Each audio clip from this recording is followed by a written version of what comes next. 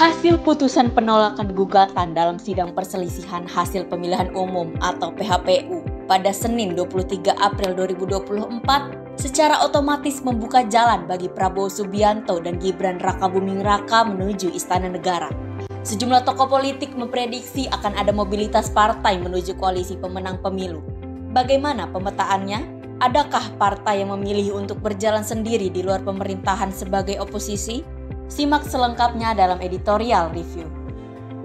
Bali diserang Aedes aegypti. Sejumlah kasus demam berdarah muncul di berbagai wilayah di Pulau Dewata. Bagaimana informasi terbarunya? Adakah wisatawan mancanegara yang menjadi korban? Saksikan laporan Kepala Biro Detik Bali dalam Indonesia Detik Ini. Soal hasil keputusan sidang MK Senin lalu, Sang Setok akan membahasnya bersama tim Detik X. Apa saja yang perlu diperhatikan dalam keputusan itu? Apa saja hal menarik yang ada dalam setiap gugurnya berbagai dalil dari para pemohon? Lalu hal apa saja yang mendorong para hakim untuk menolak gugatan dalam sidang PHPU? Saksikan ulasannya di segmen akhir Detik Sore hari ini. Ikuti juga ulasan mendalam serta berita-berita hangat Detikcom lainnya di Detik Sore. Jangan ketinggalan, ikuti analisis pergerakan IHSG di awal acara bersama analis investasiku. Inilah Detik Sore, edisi 23 April 2024. Detik Sore, gak cuma hore-hore. Selamat sore Detikers. Kembali lagi di Detik Sore. Gak cuma hore-hore. Masih barengan kita berdua, saya Edward Yes. Rosmorangkir. Saya Lunga Haraha. Yuhu, kita hadir kembali. Sore ini akan mengudara sampai jam 6 sore nanti. Akan ada banyak berita-berita inspiratif, menarik dan juga yang panas-panas. Kita akan bahas bersama nanti ya dengan berbagai macam narasumber. Yang pasti hari Selasa penuh dengan rasa. Penuh dengan macet. Katanya karena Selasa cenderung lebih macet pada Senin. Lebih macet Rabu gak sih? Masa sih? Iya. Masa sih selalu Tapi Selasa? melihat outfit kita hari ini, kita berasa ada di Taman Safari ya. Betul, kita mengawasi sesuatu soalnya. Apa itu? Apa yang diawasi? Entahlah, mungkin menguasai. Kok menguasai sih? Mengawasi. Nggak tahu ah. Mau Lupa pengen gue. beli truk ya? Mau. Tapi beneran kita kayak lagi di Taman Safari. Apakah ini adalah Kita kan mengundang manifestasi? singa-singa soalnya. Kenapa? Singa-singa penuh dengan informasi. Enggak ya? Enggak ya? Kenapa penuh dengan singa-singa? Kenapa Kasih gue tahu pengen ke ngomongin gua. singa? Kenapa ada singa-singa dalam pikiran lo untuk menemukan informasi? Karena orang-orang yang menguasai gitu, terus mungkin orang-orang yang kritis juga, terus kayak menurut gue tuh orang-orang kayak gitu singa gitu, karena Karena singa itu kan raja hutan ya. Jadi dia rajanya adalah informasi berkuasa mungkin. gitu. Sehingga orang yang berkuasa mestinya juga mempunyai banyak sekali informasi, menguasai informasi. Ada banyak hal lain yang akan kita bahas, nggak cuma soal singa-singa tadi, tapi juga ada banyak hal menarik lainnya. Tapi yang pasti yang banyak sekali dicari oleh pembaca Detikcom dalam satu hari terakhir atau hari-hari ini adalah tentang hasil putusan MK kemarin. Setelah kemarin sejumlah narasumber dari 02 juga berbicara dari para pengacaranya. Ternyata juga beberapa narasumber lainnya dari kubu 01 juga 03 ikut bicara ya kemarin ya. Kemarin kita sempat bilang juga atau saksikan juga live dari Pak Surya Paloh yang mengadakan konferensi pers walaupun sebentar aja barengan sama Tiara kemarin. Betul. Kita. Tapi juga nanti akan kita bahas kembali apakah ada sesuatu lainnya yang disampaikan oleh Pak Surya Paloh terkait hasil dari putusan MK. Kabarnya sih, katanya apa? Ini mulai ada gosip-gosip suka komunikasi yang banyak dengan para teman-teman di luar tuh koalisi. kan emang hari ini tuh hot, walaupun tadi hujan, panas-panas, informasinya panas, cuacanya panas, abis hujan tetap panas, nggak gitu ya?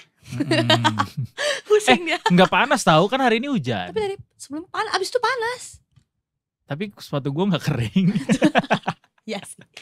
Iya soalnya tadi kehujanan ya. Tapi beberapa amunisi lainnya juga akan kita siapkan hari ini, diantaranya termasuk karena kita juga nanti akan baca market review dari hasil perjalanan IHSG hari ini. Agak sama nih sama warna baju kita. Hijau-hijau. Oke, gimana tuh? Jadi ternyata respons IHSG setelah sidang sengketa Pilpres selesai kemarin Nggak tahu apakah ini ada hubungannya, tapi yang pasti setelah sidang sengketa itu selesai, ISG menunjukkan performa baik alias mengalami kenaikan. Oke. Kalau misalnya kita lihat tadi pembukaan ISG pagi tadi, ISG dibuka menguat cukup tinggi, yaitu dari data RTI kita lihat pagi tadi ISG dibuka menguat 49 poin atau 0,7% ke 7123. Indeks LQ45 juga naik cukup tinggi 0,8% ke posisi 929 dan sejak pra pembukaan ISG juga tercatat sudah menguat 28 poin. Apakah ISG tetap bertahan di level hijaunya sampai penutupan perdagangan hari ini? Nanti kita akan kawal bersama ya. Bersama Nanti Mbak ada Sheryl ya. Mbak Sheryl dari Investasiku juga. Nah, lain halnya nih dengan harga emas yang berseberangan ya warnanya ya, antara hijau sama merah nih. Kalau di spektrum warna tuh berseberangan. Oh gitu. Lumayan. Kenapa? Gitu. Nah, katanya harga emas justru anjlok. Jadi keluaran logam mulia antam 24 karat pada hari ini tersungkur hingga di 18.000 per gram dan berada di level 1.325.000 per gram.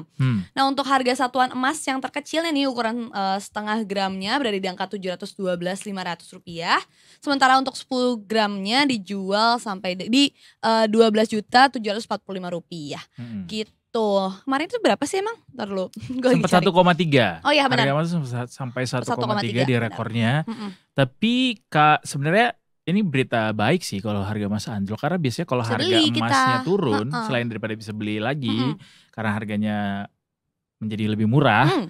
Tapi biasanya kalau misalnya harga emas itu turun berarti kondisi globalnya tuh membaik. Oh I see. Tapi kalau harga emas naik, ya berarti kondisi global sedang tidak baik-baik saja atau ada sesuatu yang membahayakan dunia ekonomi atau dunia ini gitu. Kayak misalnya kemarin perang COVID-19 itu adalah sejumlah sentimen yang membuat harga emas tuh naik tinggi gitu. Nah kalau misalnya dia anjlok, apakah gara-gara harganya udah kemahalan sehingga anjlok?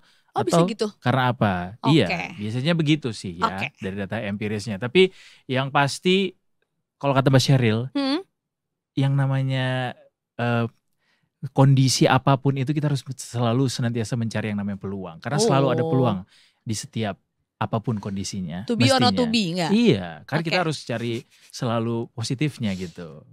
Gitu kan? Mindset yang penting. Mindset. Tergantung mindset akhirnya.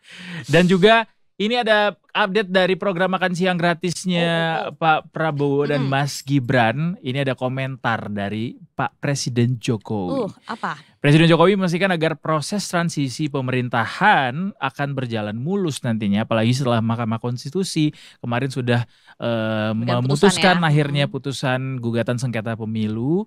Dan hasil pemilu 2024 memenangkan pasangan Prabowo Subianto Gibran Raka Buming Raka. Dan komentar Pak Jokowi kayak gini. Ini disampaikan pada saat peninjauan peresmian rehabilitasi dan rekonstruksi infrastruktur pasca bencana dan jalan IJD di Sulawesi Barat hari ini. Pemerintah mendukung proses transisi dari pemerintahan sekarang ke nanti pemerintahan baru akan kita siapkan karena sekarang MK sudah, tinggal nanti penetapan oleh KPU besok ya katanya gitu. Strukturnya jadi udah MK terus baru nanti KPU menentukan iya atau enggak. Iya, gitu. Betul, akan ditetapkan kembali. Kan kemarin udah ngobrol sama Tiara. Lupa ya. Ya emang orangnya mungkin secara umur muda tapi ingatannya emang agak kurang. Agak dori ya. Ada sentimen stunting di situ? Enggak ya? Enggak, kurang gizi? Enggak ya? Insya Allah enggak. Oke. Cuman kurang fokus saja. Oh gitu. Berarti tapi yang penting mindsetnya positif. Minumnya banyak. Udah satu gentong. Udah. Oke. Oke. Kita nanti akan ngobrol-ngobrol sama Mbak Sheryl dari Investasiku untuk menjelang penutupan perdagangan hari ini. Tapi ada beberapa sentimen market yang akan kita lihat dulu apa saja yang mempengaruhi perdagangan hari ini. Sudah disiapkan sama tim kita tercinta. Apa dia? Ini dia. Silakan. Kaget kan? Kaget kan?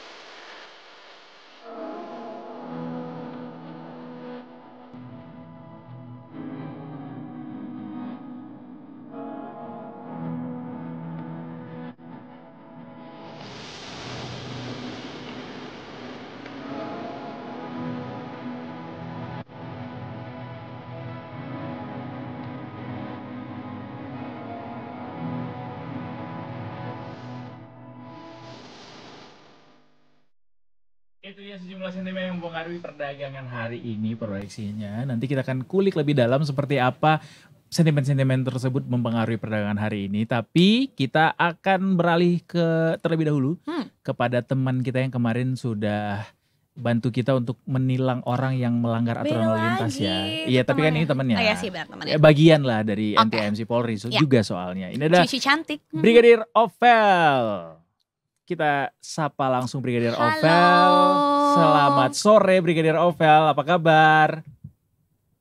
Selamat sore Edo dan Mongga, puji Tuhan baik. Gimana Edo Mongga kabarnya? Baik juga, Baik dong. seperti baju kita nih hijau-hijau. Iya betul, hijau-hijau. Ya, hijau kan melambangkan Kebaikan. Cinta kalau ditulisan di surat. melambangkan kenaikan. Oke. Maaf ya, salah konteks. Brigadir Ovelia lagi di mana nih? Saat ini lagi berada di kawasan Mampang, tepatnya di Simpang Gotri Edo. Oh iya bener. Iya, inilah kemarin simpang kebakaran selalu. ya. Bener, di Iya sebelahnya tuh kan, ada di toko bingkai. Toko bingkai. Betul sekali. Brigadir Ovelia, kita silakan laporannya langsung ya. Kita nggak ada apa-apa Nggak ada apa-apa. dulu nih nanti ya abis ini ya. Silakan Brigadir Kirain Ovelia pantun laporannya. kan? Nanti. Iya, benar. Saya siapin dulu ya. Oke baik, terima kasih Edo dan juga Mongga di studio. Dan The Ticker, saat ini saya sedang berada di kawasan Mampang, tepatnya di Simpang Gotri, Mampang, Jakarta Selatan. Nah, dengan situasi kondisi arus lalu lintas terkini bisa terlihat dari belakang saya, di mana dari arah Tendean ataupun dari arah Pejaten yang akan mengarah ke arah Blok M saat ini terpantau lengang. Kecepatan kendaraan pun di kawasan ini masih bisa dilalui dengan kecepatan normal, kurang lebih rata-rata 30 hingga 45 km per jam. Dari arah Menteng atau Setiabudi yang akan mengarah ke arah Pejaten ataupun yang akan mengarah ke arah Tendean pun masih terlihat ramai dengan kecepatan yang masih bisa ditempuh kurang lebih 40 km per jam. Dan dapat kami prediksikan bahwa peningkatan volume kendaraan akan terjadi di pukul 6 sore nanti. Kami himbau bagi para pengendara karena di sini terdapat banyaknya antrian traffic light, harap Anda untuk berhenti di belakang garis stop dan tentunya selalu patuhi rambu-rambu yang sudah terpasang di sepanjang kawasan ini demi keamanan dan kelancaran dalam berkendara.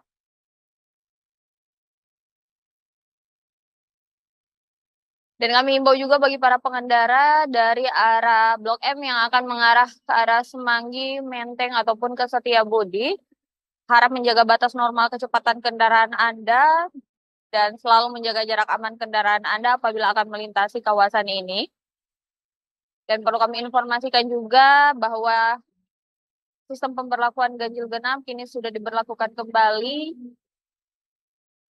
Untuk itu kami himbau, mari kita senantiasa mentaati dan mematuhi karena tanggal ini merupakan tanggal ganjil. Otomatis kendaraan-kendaraan yang berplat akhir ganjil yang kami izinkan untuk melintas sesuai sistem pemberlakuan ganjil genap di Ibu Kota Jakarta. Dari mulai 4 sore nanti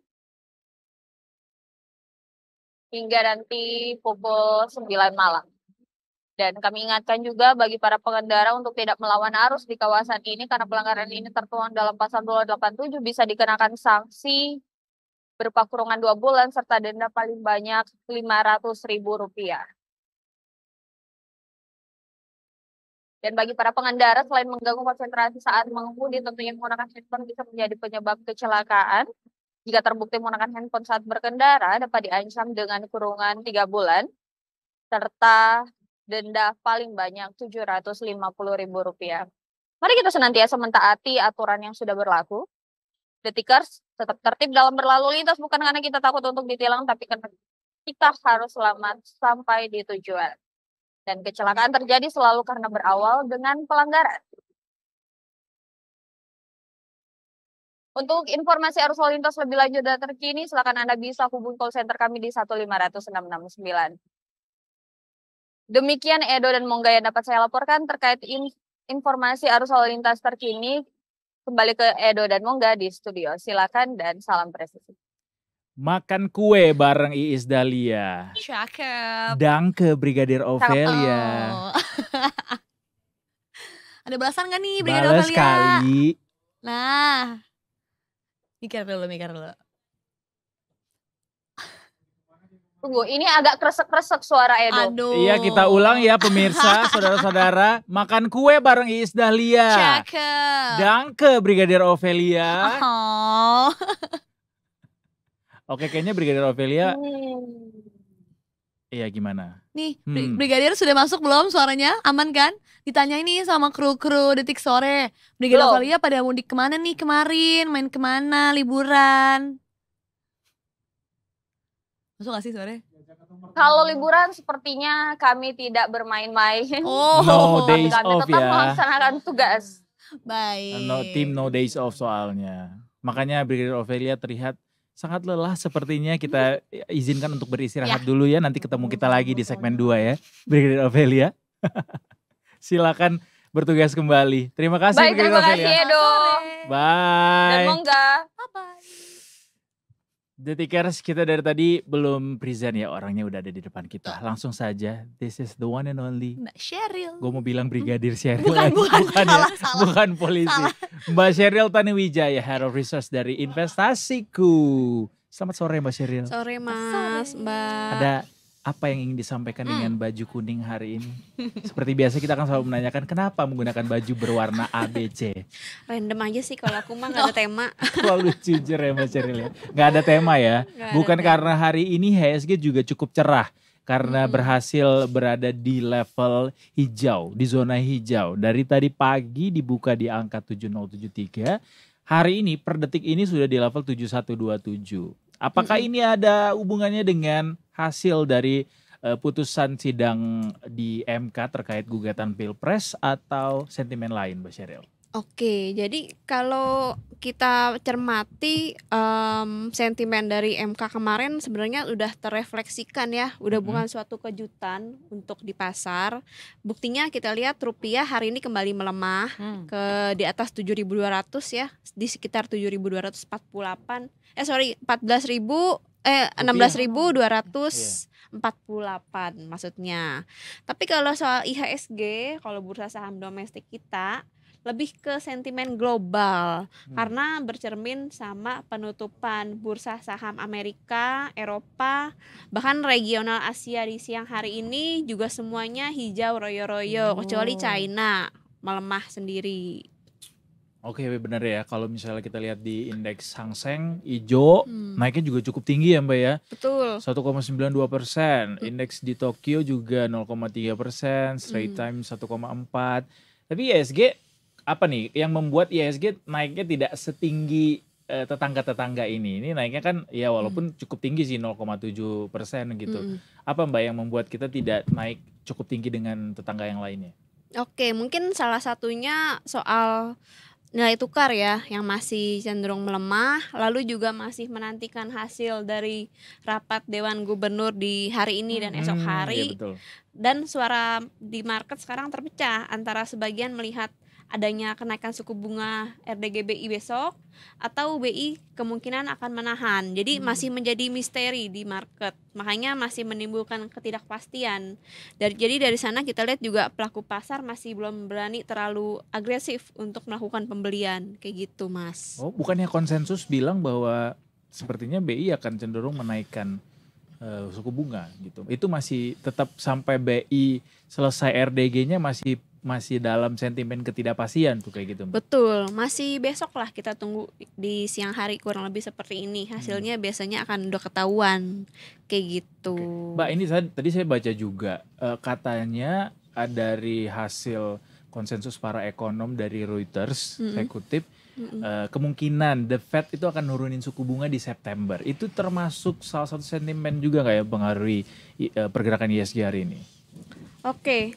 Kalau penurunan di bulan September dari The Fed itu sebenarnya justru bukan suatu hal yang bagus. Itu yang sudah terjadi. Makanya saat ada kemungkinan tersebut di beberapa pekan terakhir, makanya bursa saham global cenderung bergejolak, melakukan aksi jual besar-besaran. Sekarang sudah mulai mereda, sudah mulai menerima. sambil mencermati data-data ekonomi yang rilis. Dan juga dari dalam negeri ya tunggu RDGBI besok. Karena harapan market kan awalnya pemangkasan suku bunga tuh di bulan Juni, sekarang malah lebih lama.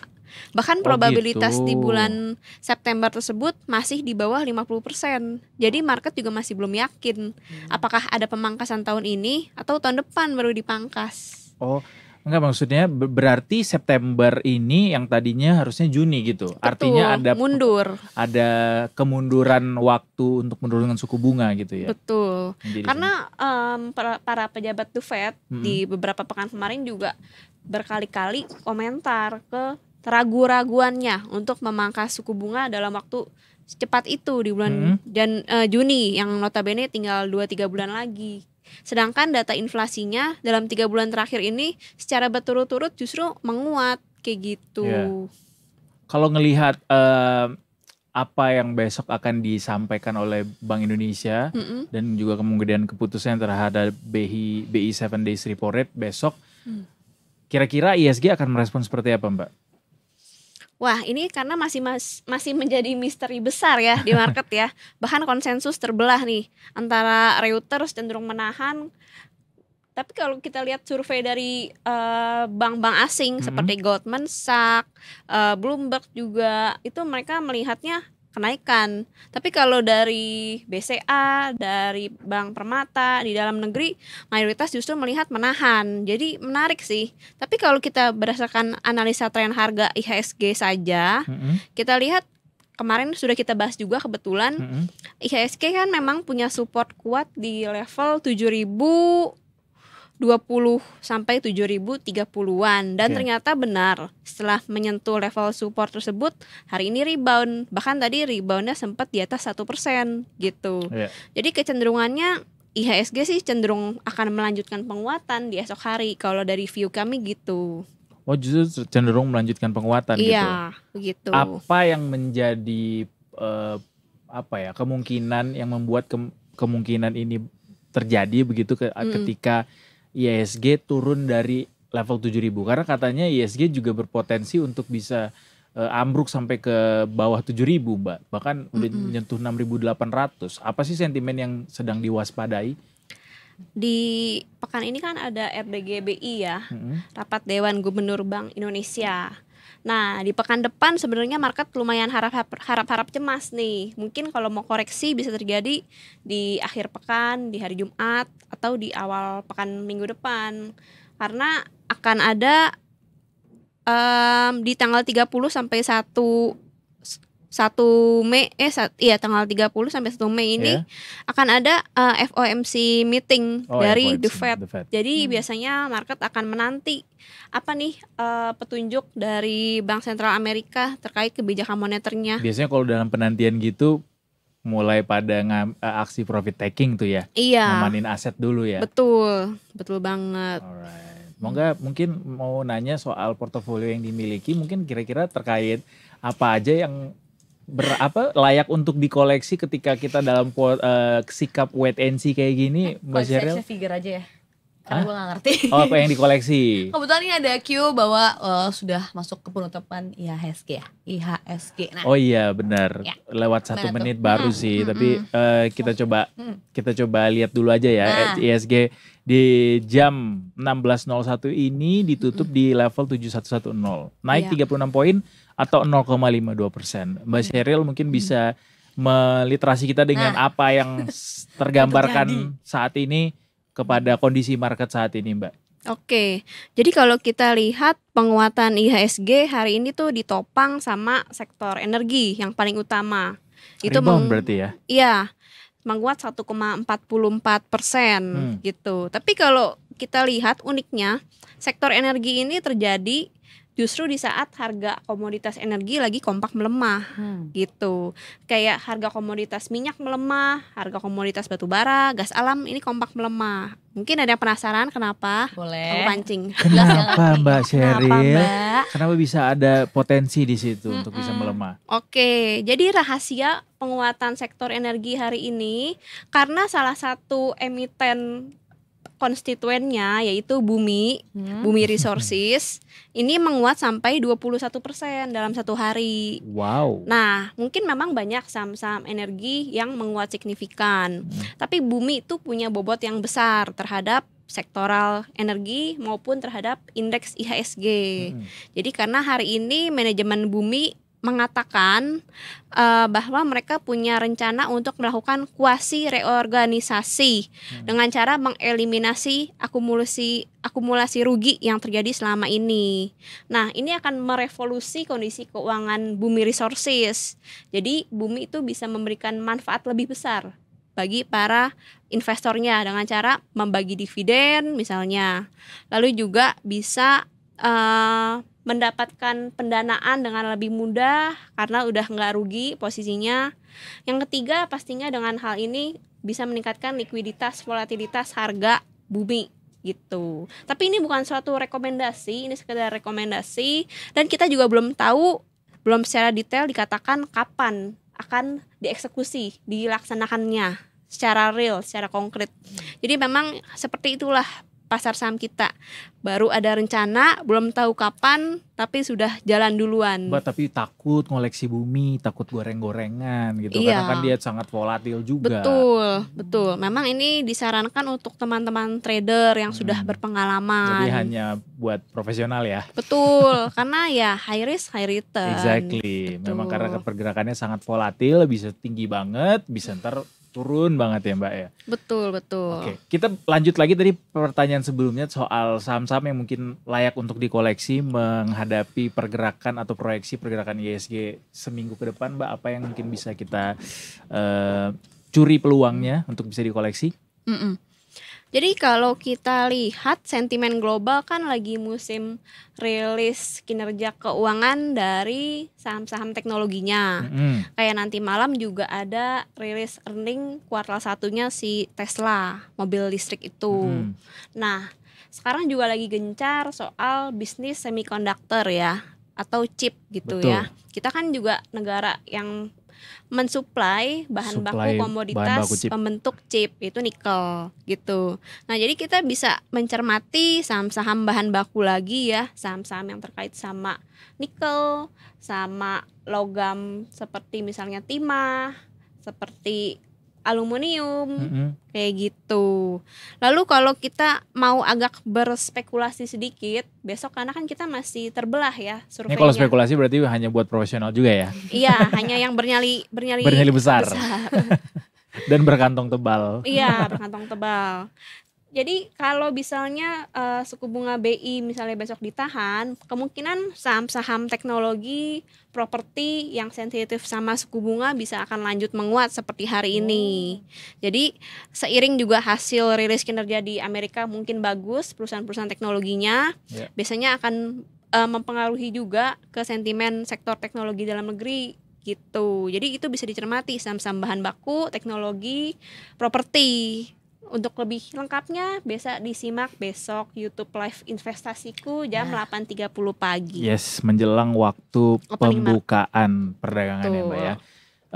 Kita lanjut lagi beberapa sentimen tadi yang disampaikan sebelum kita buka market review ini. Juga ada salah satunya soal harga emas Mbak, komoditas emas. Ini gimana kalau misalnya kita bawa refleksi ke market gitu, IHSG, kira-kira untuk saham-saham komoditas apa saja yang menarik untuk dikoleksi?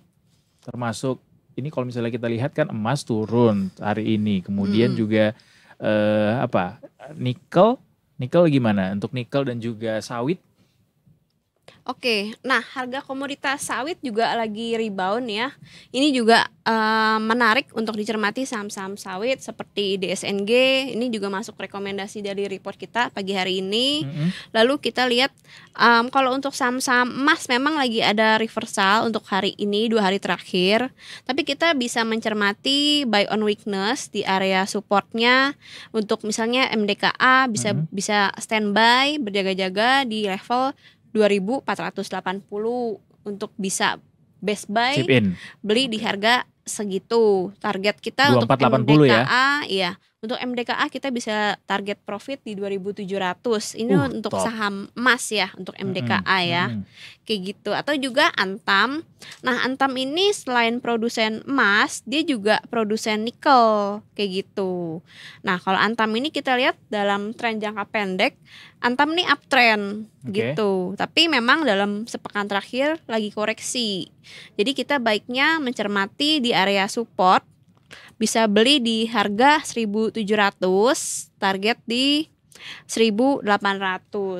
Seperti itu. Nice. Tadi MDKA lumayan tinggi ya range-nya ya. Iya, itu antara untuk 2.400 ke swing trading. 700. Jadi untuk beli dan dijaga sahamnya, disimpan sahamnya dalam waktu kurang lebih 3 sampai 5 hari. MDKA ini gitu. masuk dalam saham multi bagger juga nggak? Kalau multi bagger kan biasanya saham yang bisa menguat berkali-kali lipat dalam waktu kurang lebih 1 tahun ya. Tapi kalau kita lihat sampai berkali-kali lipat dalam waktu setahun sih rasanya enggak, karena kita lihat MDK ini juga udah relatif mahal gitu secara valuasi, enggak yang benar-benar murah sekali gitu. Gitu sih Mas. Tapi menarik ya untuk bisa jadi salah satu rekomendasi karena Betul, tadi untuk trading jangka pendek. jangka pendek dia lumayan tinggi tuh range-nya. Bahkan kalau misalnya kita lihat year to date 2.800 dia tingginya. Kalau 1 tahun pergerakannya bisa sampai 4.000 ya. Hanya lagi-lagi ini spekulasi ini hanya untuk orang-orang yang profesional ya Mbak ya, dan juga menggunakan uang dingin gitu. Betul, jadi kalau pastinya. jangan sampai uang panas yang dipakai. Jangan sampai uang sekolah, uang kuliah, atau mungkin uang buat nikah. Nanti nggak jadi nikah, takut banget. Jadi nikahnya, tapi mungkin nungguin dulu ya. Tunda. Ditunda, tungguin sampai harga sahamnya cuan dulu. Oke, Mbak, ini sampai ke seminggu ke depan ISG kira-kira akan pergerakannya seperti apa? Mungkin bisa kasih kita di level supportnya berapa, resistensinya berapa, mengintip kondisi market hari ini. Oke, kalau kita lihat IHSG dalam tren jangka pendek ini memang lagi tren turun nih gitu ya. Tapi ada kemungkinan turun dari level 7.000? Kita tidak bisa menebak komentar The Fed di pekan depan sayangnya. Iya, oke.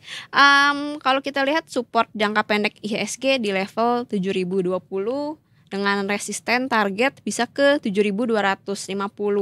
Jadi ya kita nantikan, siapa tahu dengan seiring berjalannya waktu dan rilis data ekonomi, rilis data earning bisa membuat IHSG dalam pekan ini mencapai level target tersebut. Kayak gitu Mas. Jadi dipantau ya setiap berita, sentimen yang mempengaruhi market, mulai dari tadi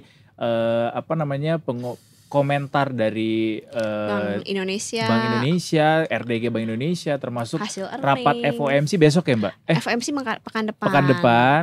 Dan Hasil juga rilisan emiten-emiten teknologi juga ya termasuk nanti malam, ya. Tesla gitu. Alright. Terima kasih Mbak Sheryl sudah mau berbagi kembali dengan Detik Sore hari ini. Besok kita akan ketemu lagi dan besok Mbak Sheryl kabarnya juga akan bawa temennya. Oh rame.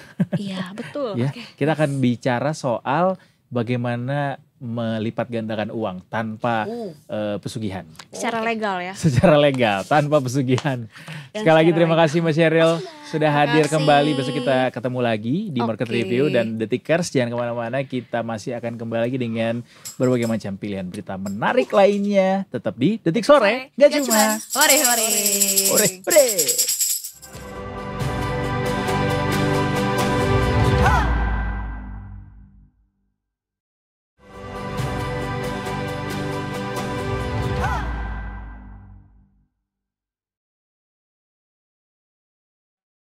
Welcome back to Detik Sore, nggak cuma hore. Selamat datang kembali ke dalam Taman Safari ini. Kami berdua akan mengawal Anda Detikers untuk menyaksikan berbagai macam aungan-aungan yang berada di sekitar kita. Dan kali ini orang yang akan mengaum adalah perwakilan dari Detik News, Mas Ahmad Thorik, redaktor pelaksana dari Detik News. Welcome back Mas Thorik. Mana kameranya? Mana aku gak ganti kameranya? Nah. You go. Lagi Mas. Ini emang temanya ini safari gitu. Iya, kita Betul. lagi lingkungan soalnya lagi tema lingkungan. Karena Earth Day kan kemarin. Oh kemarin. Nah, Kenapa nggak kemarin? nah itu pertanyaannya juga. Iya, emang nggak apa-apa, agak panjang. Sepanjang minggu ini kita hari Buset. bumi lah. Setelah kemarin kita ngobrol-ngobrol sama Tiara tentang hasil putusan sidang sengketa di MK. Kali ini karena kemarin kita kepotong sama konversi singkatnya Pak Surya Paloh. Mm-mm. Dan kita nggak mendengar suaranya dengan jelas. Ya. Tapi kita sekarang mau tanya dulu sama Mas Torik. Katanya sudah mulai ada pergerakan-pergerakan dari koalisi 01, 03 begitu, bahkan 02 sendiri juga udah ngomong-ngomong nih katanya soal koalisi. Apa yang baru bisa di-share ke kita Mas Torik? Sebenarnya kan seperti sudah saya sampaikan sebelumnya juga, begitu hari pemilihan lalu quick count dilihat, itu sudah pasti koalisi akan cair. Itu kutub-kutupan tuh sudah nggak akan, partai itu pasti memposisikan sendiri. Jadi gitu sekrupnya kan. udah mulai digoyang ke kiri ya. Udah itu udah kayak es batu ditaruh di luar Tapi belum los freezer. kan sekrupnya. Ini nunggu momentum resmi, biasalah. Kita kan bangsa timur yang suka normativitas gitu kan. Kita hormati dulu, masih ada tahapan yang dilalui. Tapi pembicaraan di balik layar, di belakang layar itu sudah dilakukan. Kalau kita cermati dulu kan setelah pemilihan itu ada isu yang cukup kencang soal hak angket. Betul. Hak angket. Wah, ini semua menguap partai gitu aja kayaknya ya. semua partai Hak seru angket kan, bla bla bla bla. Tapi setelah yang resminya di paripurna DPR, kalau ingat, yang interupsi kalau diingat tidak ada Nasdem di sana. Nasdem udah nggak interupsi. Iya, Kalau iya, kita iya. politik kan kita ngeliat gestur ya. Di situ dilihat ini ada pergerakan nih sepertinya. Betul. Jadi dibanding apa yang diucapkan, sebenarnya politik bisa kelihatan juga apa yang tidak diucapkan. Oke. Bahasanya gitu. Apa yang tidak diucap oleh Nasdem itu malah membuat pertanda sebenarnya. Ya kalau kita bisa menduga sudah ada pembicaraan dari Nasdem di kubu 01 untuk ke kubu 02. Lalu juga kalau yang terbaru kita tahu kan Ketua Umum PKB yang sekaligus Cawapres 01 sudah bertemu dengan Ketua Harian Gerindra. Bang Dasko, Caimin dengan Mas sudah ketemu, dan setelah pertemuan Bang Dasko bilang ada kesamaan visi. Dan ini nggak ada resistensi pernyataan lain dari PKB. Oh, tidak ada yang berusaha menolak. Nggak ada bahwa bilang enggak kok, itu kejauhan nggak ada. Ini kan bisa dilihat juga bahwa ini mengamini semuanya ya. Ya ada pergerakan lah ke arah sana. Ya apalagi setelah putusan MK ini pasti makin cair. Itu sudah makin nggak ada lagi tuh kubu 01, 03, yang ada hanya Indonesia Raya. Oke. Gila, udah jadi bisa politisi nggak sih? STY. Berarti yang setidaknya clear hari ini yang bisa dilihat cukup clear gitu ya, nggak burem-burem banget adalah PKB dan Nasdem. Ya untuk bergabung ke koalisi 02. Sudah ada pergerakan. Dan ini sebenarnya juga kan masih menunggu dengan sengketa hasil pilpres untuk partai yang baru dimulai gugatannya P3 mulai. Kalau ternyata nanti ada hasil perubahan nih, kode juga nih. Kalau nanti P3 ternyata setelah menggugat ada perubahan, bisa jadi lalu ada 9 partai lagi di DPR, 9 fraksi lagi. Yang ini akan ada pergerakan juga, pergerakan dari 03 ke 02 bisa jadi. Wow, lumayan banyak yang bergabung. Ada 3 partai setidaknya. Kekuasaan itu menggiurkan, Pak. Betul. Dan gimana kontrolnya di DPR nanti di Senayan dengan berarti sisa koalisi ya, kalau misalnya sisa oposisi, kalau misalnya yang lain tidak ikut bergabung, itu berarti praktis tinggal PDIP dan PKS. Kalau itu juga tidak bergabung. Belum kelihatan ya. Masih cukup asing mendengar PDIP dan PKS bergandengan gitu. Ya lucu sih kalau mereka jadi koalisi sekubu tapi nggak sepandangan gitu ya, nggak sevisi kali ya. Itu agak seru sih. Itu Mas Torik yang bilang nggak sevisi. Memang kalau itu nggak sevisi kan Mas Sekjen PDIP Mas Hasto sudah jelas-jelas mengatakan bahwa mereka paling tidak mungkin waktu itu ya di awal-awal pemilu berkoalisi dengan PKS waktu itu sudah bilang. Ada 2 partai waktu itu disebutkan, PKS dan satunya. Satu yang nggak usah disebut lah yang nggak lolos juga ke DPR. Udah jelas kalau ini memang jadi dua-duanya di luar pemerintahan, ini sebenarnya cukup bagus buat pemerintahan kita karena PDIP kan kuat posisinya. Walau bagaimanapun peraih suara terbanyak di pemilu dan pemilik kursi DPR terbanyak. Digabung dengan PKS yang kenaikannya signifikan juga di pemilu kemarin. Ini akan ada oposisi yang lumayan lah. lumayan bisa ngelawan lah. Nah tapi kalau masalahnya cuma satu partai yang tinggal ya itu gak ada apa-apanya. Oposisi yang lemah tuh sama aja nggak ada artinya. Sebenarnya sih begitu. Kalau istilahnya saya pinjam istilahnya Mas Roma Hormuzi, kalau oposisi yang lemah itu hanya aksesoris demokrasi. Oke. Jangan aja ya. Iya, jadi kayak bros. Nah, maksudnya berbicaralah supaya Anda tidak menjadi apa yang seperti dimanifestasikan Mas Romi Hormuzi tadi. Apa Mong?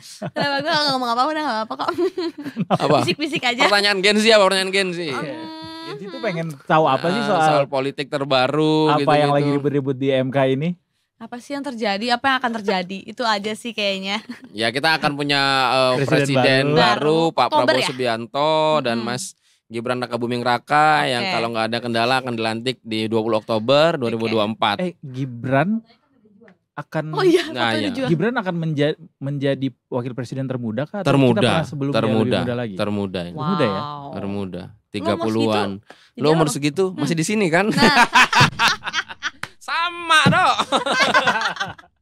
Itu semua senasib ya sebenarnya ya. Tapi kalau dari sudut pandang lain sebenarnya kita bisa lihat di umur 30-an bisa dibilang ada orang yang melihat kan 30-an tuh karir lagi oke ya, lagi bagus ya. Saat lo menikmati apa yang lo sudah lo kerjakan di usia 20s di 20-an. Sementara Gibran nanti harus stuck dengan jadwal-jadwal kenegaraan. Wah, itu sudut pandang lain gitu kan. Sudut pandang lain untuk melihat itu ya. Jadi lo mungkin kayak ada blessing in disguise jadinya ya. Betul, lo nggak bisa melihat bahwa gila dia enak menjadi wapres. Nggak bisa dia abis kerja ayo kita ngopi. Nggak bisa, tanggung jawabnya gede. Jadi Mas Torik tuh selain redaktur juga filsuf. Wow. Itu aja sih mencari bersyukur. Gibran kok udah kayak gitu ya. Gue harus mencari sisi lain ya untuk setidaknya kita tidak sesibuk beliau ya nanti ya. Masih ada waktu banyak lah. Gitu. Seenggaknya keputusan yang kita ambil nggak segede itu dampaknya gitu. Jadi kita masih bisa kita perbaiki. Apa-apa juga sih kalau keputusannya kecil-kecil. Ya. Apa-apa sih dampaknya. But anyway, tadi soal PDIP, sebelumnya gue mau nanya dulu. Kalau oposisi itu bisa berkoalisi nggak sih atau bisa tidak berkoalisi? Ya sebenarnya sih oposisi ini koalisi atau enggak lihat kesamaan sikapnya di DPR. Misalkan nanti ada revisi IKN, lalu PDIP dan PKS menolak, ya berarti mereka sama dalam itu. Mereka dalam satu halaman yang sama. Itu aja. Misalkan mereka pas voting mereka akan mengajukan penolakan. Atau saat musyawarah di itu mereka akan menolak bahwa ini tidak usah dilanjutkan, ini sudah tidak usah dimasukkan. Tapi pada akhirnya kan kita menganutnya musyawarah lalu voting. Kalau oposisinya lemah, voting biasanya kalau non nama itu votingnya terbuka. Jadi itunya berdiri, anggota DPR-nya berdiri. Jadi kelihatan tuh siapa yang nggak sesuai arahan fraksi, nggak sesuai arahan partai. Ya itu biasanya votingnya kalah oposisi gitu aja sih. Tapi lebih bonafit mana PDIP untuk masuk sebagai oposisi atau koalisi? Kalau soal bonafit ini sudut pandangnya ya masing-masing ya. Cuman PDIP pernah teruji jadi oposisi yang tangguh selama pemerintahan Pak SBY. Lalu PDIP juga sudah beberapa kali juga berkuasa. Selain Pak Jokowi sebelumnya di era Bu Mega juga pernah. Kalau nanya untung rugi ya sudut pandangnya elektoral, mungkin kalau sebagai oposisi PDIP akan lebih berdampak ya. Mereka akan lebih mendapat keuntungan secara elektoral, tapi kan ada banyak faktor lain yang sulit diungkapkan di podcast live ini. Gitu kan. Nah kan katanya sejauh ini yang kelihatan oposisi itu PDIP. Ya. Nah kenapa cuma PDIP, yang lain kemana? Ada PKS. Ada PKS. Ya PDIP terlihatnya kan dari sikap Pak Hasto sebenarnya, dari sikap Pak Sekjen yang agak keras ya ke kubu Pak Prabowo dan terutama ke Mas Gibran, Pak Jokowi sebenarnya arahnya. Sementara Pak Jokowi ini kan bisa dibilang juga ya banyak yang bilang lah sebagai endorsernya Prabowo Gibran. Ya kelihatannya itu aja yang di depan layarnya, yang di belakang layar belum tentu. Yang tahu ya. Iya, kan dalam partai yang sebesar itu banyak orang yang bisa diajak bicara.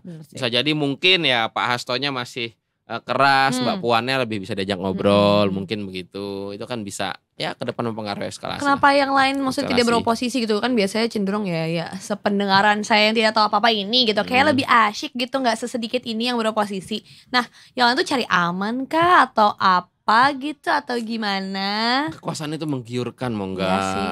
Apa sih enaknya kekuasaan ngontrol orang gitu? Iya bisa. Enak ya? Gue Iya. sih gak suka ngontrol-ngontrol. Iya. Kenapa Mas? Sukanya dikontrol ya. Enggak juga.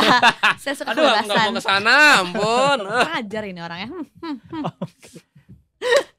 Tapi bicara soal Pak Jokowi tadi, Ya. sebenarnya Pak Jokowi tuh kan katanya ada yang bilang bahwa sudah sempat dibilang Pak Jokowi udah bukan kader PDIP lagi gitu. Sebenarnya di mana sih posisi Pak Jokowi ini sekarang? Secara Wis. resmi, Hmm. secara Bisa resmi, doang. secara de jure kita belum pernah Punya mendengar, kondisi seperti ini. kita belum pernah mendengar PDIP menyatakan Pak Jokowi dipecat dari PDIP. Kan beda dengan Mas Budiman Sujatmiko Betul. atau Bang Marwar Sirait yang menyatakan mundur dari PDIP. Nah, dua kondisi ini belum pernah kita lihat dari Pak Jokowi. Apakah beliau menyatakan mundur ataupun menyatakan dipecat oleh PDIP. Ya, pernyataan-pernyataan itu sekalipun dari Ketua Badan Kehormatan PDIP itu masih statement, kalau saya pandang ya, masih statement lisan pribadi yang belum ada nih hitam di atas putihnya. Kalau ada itu atau dinyatakan secara resmi dalam konferensi terbuka, nah kita bisa bilang lah, oh ini udah keluar nih, gitu. Oh ini masih. Kalau udah ucapan lisan berarti ya itu hanya sekedar urusan administrasi aja berarti gitu. Ya ini kan harus ada administrasinya. Termasuk isu Pak Jokowi akan menjadi ketum Golkar tuh menguap tiba-tiba atau memang Wah itu agak, kalau kita melihat syarat yang bisa jadi ketum Golkar saat ini, kalau Pak Jokowi syaratnya nggak masih termasuk. berlaku, Pak Jokowi tidak memenuhi syarat itu. Oh. Bahwa harus aktif Why? sekian tahun di Oh. Golkar, harus memiliki jabatan tertentu. Nah, Pak Jokowi belum memenuhi itu. Kecuali nanti Golkar Munas, lalu di merubah Munas aturan itu mengubah. diubah aturannya, itu bisa saja. Ini masih bahas PDIP nih Mas. Kita lihat ada dua tokoh besar gitu di PDIP. Ada Jokowi sama ada Bu Mega gitu. Nah pamornya kuat mana sih Mas gitu. Kan nih kayak bersaing di rumah sendiri gitu. Cari matahari, di matahari ya ibaratnya ya. Nah kira-kira Hari gimana kembar. Mas? Ah itu emang iya. Enggak gak cocok. Ya, Maaf. susah ya ngomong kuat-kuatan mana ya. Kita lihat hasil kalau secara elektoral sekarang, ya Pak Jokowi di kubu pemenang sih. Oke. Kalau elektoral, gimana pun yang di endorse oleh Pak Jokowi menang dan suara PDIP walaupun masih jadi yang terbanyak di pemilu tapi turun signifikan. Oh, I see. Jadi disimpulkan sendiri aja. Ya udah cukup. Saya Nggak tidak tega bisa kalau dia menyimpulkan mengartikulasikannya. kalau itu masih Gak bisa, oke, gak Anita. berani. Pusing sendiri nanti dia. Mm-mm. Tapi sebelum menyimpulkan, ini kan kalau misalnya banyak koalisi yang banyak partai yang bergabung ke dalam koalisi 02 gitu, gimana the real OG anggota koalisi 02 nih, ada suara-suara minor nggak terkait pada penjatahan Pada kursi dasarnya dan sih, segala macam? pada dasarnya mereka akan suka kalau ada yang lebih bergabung karena pemerintahan yang kuat tuh mereka nggak ribet di DPR-nya lah ya. Ada pengen kursi ngeluarin banyak apa. yang mau dibagi ya? Iya, tinggal itu aja nanti pemekaran nomenklatur kementerian baru atau pemecahan kementerian mungkin itu atau kursi wamen paling itu. Tapi yang saya dengar the original four-nya itu jatahnya tetap 5 kursi sejauh ini yang kita dengar, jatahnya 5 kursi Dan jadi Menko semua. Iya, seperti gitu. Kalau nggak salah nanti akan ada nomenklatur Kemenko baru soal urusan pangan ini. Bocorannya begitu. Mungkin Jadi- pemekaran Bapanas kali ya? Bisa jadi. Pokoknya urusan makan siang ini Oh iya akan betul, ada betul, lagi. betul. Kan ada khusus perpanganan dan permakan siangan. Jadi ya bisa jadi 5-5-nya masuk. 4 partai ini punya Menko sendiri, lalu yang lain-lainnya yang tinggal menyesuaikan aja daya tawarnya. Ini makanya di luar 4 ini yang masuk pertama akan memiliki daya tawar yang lebih besar dibanding yang masuk setelahnya. Oh gitu, Iya, berarti pasti. kayak first Misalkan- come first serve gitu ya? Betul, PKB atau Nasdem. Misalkan pertama pasti yang dihitung size-nya. Antara PKB atau Nasdem gedean mana yang lebih menguntungkan, satu aja misalkan itu, dan apa permintaannya. Misalkan PKB pengen 3, yang setelah PKB jatahnya cuma 2 misalkan Iya. gitu. Ini misalkan ya itu akan dilihat yang mana duluan yang mengiyakan. Dan permintaannya apa? Bentrok nggak dengan partai lain yang minta kursi ini? Tetap dilihat Misalkan gitu. cocok-cocokannya ya. Misalkan ya PKB kan selalu ingin punya kursi menteri desa. Apakah Nasdem atau ke partai lain juga ada keinginan untuk di sana? Lalu disinkronkan ditawar, oh nggak bisa nih, misalkan ini udah jatahnya, misalkan ya, udah jatahnya Gerindra. PKB mau nggak geser yang lain? Oh nggak bisa, kita harga mati. Ya misalkan nanti tinggal Gerindra ke Nasdem. Nasdem mintanya apa? Jaksa Agung sama ini. Oh nggak bisa, Jaksa Agung dijatahin nih. Tinggal gitu aja nego-negonya. Ya ini bagi-bagi kue, udahlah. Iya bener. Nggak usah dianggap tabu. Emang omongannya itu begitu. Berarti agenda-agenda yang akan dikawal setelah kemarin penetapan hasil sidang sengketa adalah pertemuan-pertemuan. Iya, ini pasti banyak Pertemuan penting pertemuan. ini. Ya, belum final. Tapi soalnya. sejauh ini 1 hari berselang belum ada pertemuan yang cukup monumental ya. Oh nanti malam ada Nanti pertemuan malam, Hotman Paris dengan Pak Prabowo ya. Tim hukum 02 nanti mau makan ketemu bareng. Kertanegara. Ini ya pembubaran panitia pengacara ya. Ya kurang lebih begitulah.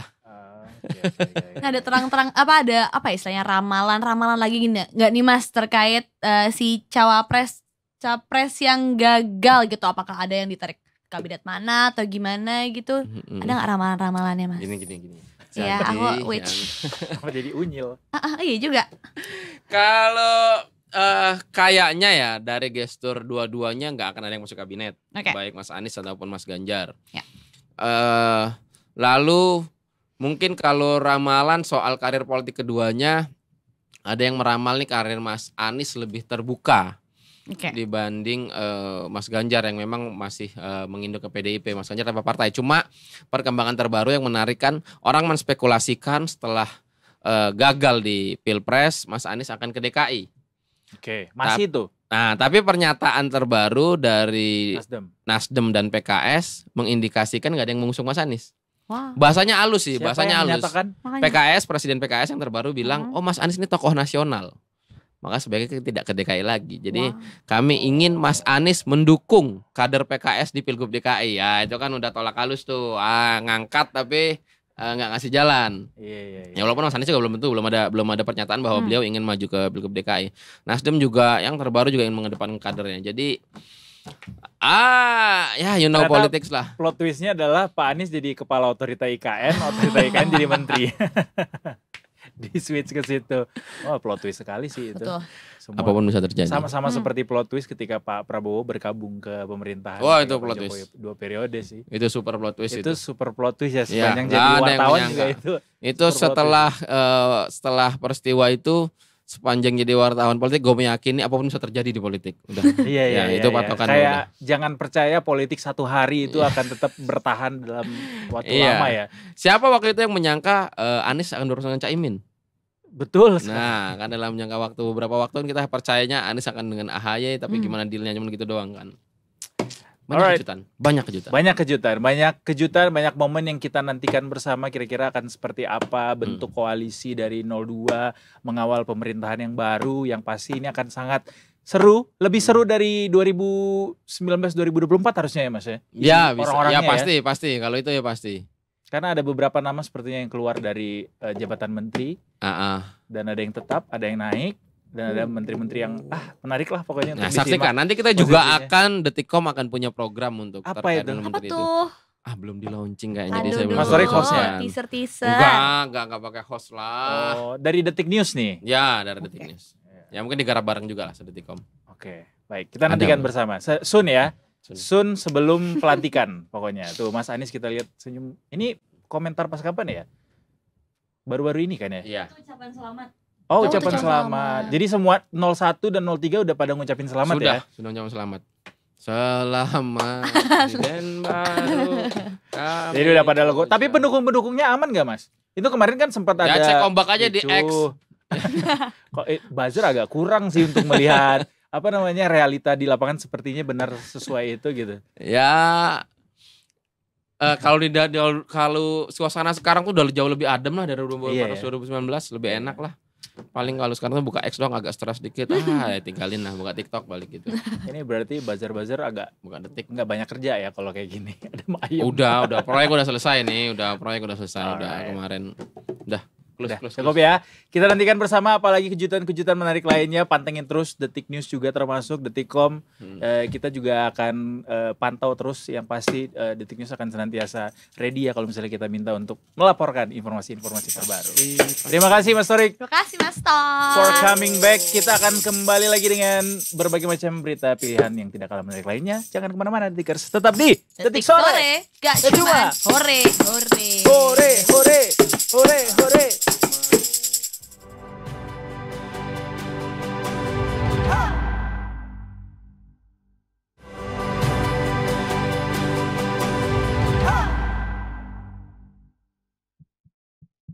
Kembali lagi di Detik Sore. Gak cuman hore. Ya, nah tadi kan kita udah serius-serius banget ya bahas ya HSG, apalagi sih serius buat gue. Terus abis itu, walaupun ijo-ijo ya tadi ya. Terus juga putusan MK, mending kita agak yang witi-witi dikit lah, nyala-nyala dikit gitu. Jadi ada cerita bahwa mobil listrik lagi dipajang di mall, tiba-tiba jalan nabrak tembok gara-gara bocah SD. Nah kata ada VT-nya nih. Tolong teman-teman di balik kamera di play nanti. Itu di mana mobil listriknya? Di Kelapa Gading. Oh. Dan gue gak ngerti kenapa kalau misalnya ada Di hal lucu mall. tuh, iya pasti ada aja orang videoin. Gue gak ngerti. Kayak dunia tuh minta untuk direkam gitu. Gue gak ngerti. Nah coba kita lihat ada VT-nya gak nih guys? Ini ada beritanya, kita bisa lihat mobil listrik lagi Oke. dipajang di mall, tiba-tiba jalan nabrak tembok gara-gara bocah SD. Ini bocah SD-nya berarti mengemudikan atau menekan suatu tombol atau Yes, bisa jadi. menginjak pedal Jadi katanya gas. gini, pihak kepolisian udah ngecek nih lokasi mobil nabrak dinding mall di Kelapa Gading, Jakarta Utara. Mobil tersebut nabrak akibat ulah seorang bocil. Ya kan saya centil ya, bocah centil. Nah yang tidak sengaja duduk di kursi pengemudi. Jadi mungkin dia kira itu bom kar kali ya. Terus kayak jebrak. Kayak lagi musim di mobil nabrak-nabrak Terus kayak gimana? gitu. Bocahnya gimana nasibnya? Apakah dia dimarahin atau dia lain? Pasti sih kayak orang tuanya malu ya. Itu sampai kacanya pecah kah? Nih bisa kita Yes, lihat kita lihat videonya tuh, di lihat. layar Detikers. Ini gak hore-hore banget tapi kayak agak Gak sengaja Konyol. nginjak pedal gas mobil. gitu. Jadi kata anaknya kelas 1 SD, terus sudah diselesaikan secara kekeluargaan antara pemilik kendaraan showroom sama pihak keluarga anak yang nabrakin mobilnya. Pun ada laporan dari Kapolsek Kelapa Gading Kompol Maulana Mukarom. Hasil daripada pengecekan TKP itu udah ada klarifikasi juga dari saksi-saksi bahwa ya tadi kejadian tanggal 21 April berarti hari Minggu ya. Dan ya sejauh ini udah diselesaikan secara damai. Orang tua anak juga mungkin udah dimarahin itu anak. Kemudian juga udah komunikasi sama pemilik kendaraan di sana gitu. Oke, gak apa-apa lah dimarahin. Yang penting itu jadi pelajaran buat anaknya ya. Betul, jangan sembarangan ya. Seperti apapun Orang tuanya juga gak pendekatannya. sih? Tapi maksudnya kayak dikasih tahu. Maksudnya kok nyampe ya ke pedal gas ya? Iya sih, tapi Terus kita tiba-tiba ya nyala nggak, ya life happen saja itu Iya sih. gitu. Iconic sih kayak itu bakal jadi core memory dia deh. Kapan lagi lo nabrakin mobil listrik? Benar. Ya gak sih di showroom lagi? Diliput lagi sama Iya. media nasional Makanya. kan. Ini juga diselesaikan secara kekeluargaan kah nanti karena Indonesia nih timnas U23 Nah. akan bertemu dengan Korea Selatan soalnya. Keluarga Negara. Sinteyong ya. Dari pelatih Indonesia Yes. sekarang yaitu Sinteyong. Kabarnya sih ini adalah negara yang memang atau tim yang sudah lama dinanti oleh Sinteyong juga untuk dihadapi ketika menangani timnas. Oh jadi dia gak sabar juga. Gak cuman kita Iya. doang yang mau nonton nih. Oh my god kapan lagi gitu. Tapi dia juga gak sabar. Oh my god my family gitu kali dia. Exactly. Jadi mungkin untuk membuktikan profesionalisme seorang Sinteyong juga ya. Walaupun nggak perlu ada pembuktian lagi sih soal profesionalismenya beliau. Yang pasti ini akan menjadi pertemuan pertama kedua tim sejak 31 Maret 2015 alias 9 tahun yang lalu. Saat itu Indonesia dan Korea Selatan bertemu di kualifikasi Piala Asia Under-23 juga 2016. Dan dalam pertandingan di GBK waktu itu Korea Selatan menang telak 4-0 dan lolos ke turnamen utama. Apakah kita bisa membalikan situasi 9 tahun yang lalu? We never know. Nanti kita akan saksikan seperti apa pergerakan pemain timnas mengelabui para pemain timnas Korea Selatan. Yang pasti menarik untuk dinanti apakah Sinteyong mampu mengalahkan tanah kelahirannya sendiri demi membawa Indonesia lolos ke Olimpiade Paris 2024. Karena kalau misalnya sampai menang lawan Korea Selatan gitu Kita masuk di semifinal perempat ya? final, kita akan masuk semifinal. Peluang untuk bisa sampai ke Paris 2024 semakin terbuka karena yang akan diambil tuh nanti 3 tim. Juara, runner up, kemudian kalau misalnya kita cuma sampai semifinal, yang Diadu lagi kita kan. semifinal ini akan Heeh. diadu untuk dapat juara 3. Juara 3 akan lolos ke Olimpiade. Satu lagi itu akan bisa, walaupun kalah nanti di semifinal, nanti masih ada peluang lagi sekali lagi lewat playoff menghadapi negara dari zona CONCACAF alias Afrika. Ini pertandingan kalau nggak salah bakal berlangsung 12:30. Gue sampai nyari. Karena gue kayak oh my god, gue FOMO. 12:30 hari Jumat, Selasa pagi. Jadi kita akan kurang tidur hari Jumat itu, akan jadi lesu. Nonton tapi ya nanti ya. Hopefully ya, gue gak ketiduran. Gitu. Alright, Oh my kita God. tinggalkan STY, kita kembali lagi ke Brigadier Ovelia yang katanya saat ini sudah berganti lokasi liputan. Kali ini ada di mana? Kita langsung sapa saja Brigadier Ovelia. Hai Ovelia. Halo Brigadier Ovelia. Selamat sore. Hai, Edolia. Oh, salah. Edo Mongga dong. Sebelah saya namanya Mongga bukan Lia. Oh iya. Sudah Iya. di mana nih Brigadir Ovel? Kata di mana nih Bang? Kayaknya sepanjang jalur Saat Ciledug ini Tendean. beralih menuju ke Simpang Santa. Oh, gitu deket banget. Cuman Mampir ke ngesot. Ajo Ramon Brigadier Ovelia. Itu tuh ada bocil di belakang tilang. Enggak ya? Enggak ada lagi. Oke. Ini bocil naik sepeda. Lucu banget. Enggak lihat-lihat Lawan arah jalan. lagi. Pakai helm tuh. Ih, serem Oke. banget ya bocil. Kapan-kapan kita live tilang lagi deh nanti Iya. ya. Kayak kemarin sama Yuda Syara. Iya, Oke, kayak- Brigadier Ovelia. Langsung saja silakan laporannya. Baik, terima kasih Edo dan Mongga yang berada di studio.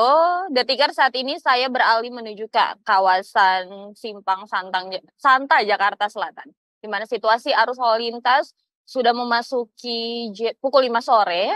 Kini telah mengalami peningkatan volume kendaraan. Dapat terlihat dari belakang saya, baik itu dari arah Santa yang akan mengarah ke arah MT Haryono.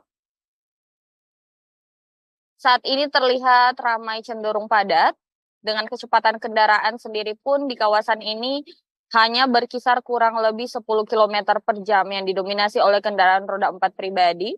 Kami himbau bagi para pengendara selalu bersabar dan berhati-hati. Sementara untuk arus lalu lintas dari arah MT Haryono yang akan mengarah ke arah Blok M, nampaknya saat ini masih terlihat ramai. Dengan kecepatan kendaraan masih bisa dilalui dengan kecepatan kurang lebih 30 hingga 35 km per jam dari arah MT Haryono yang akan mengarah ke arah Blok M maupun yang akan mengarah ke arah Pondok Indah. Dan antrian traffic light juga terjadi di kawasan dari arah Jalan Wijaya yang akan mengarah ke arah MT Haryono atau ke arah Cawang ataupun yang akan memasuki atau yang menuju ke arah Bogor.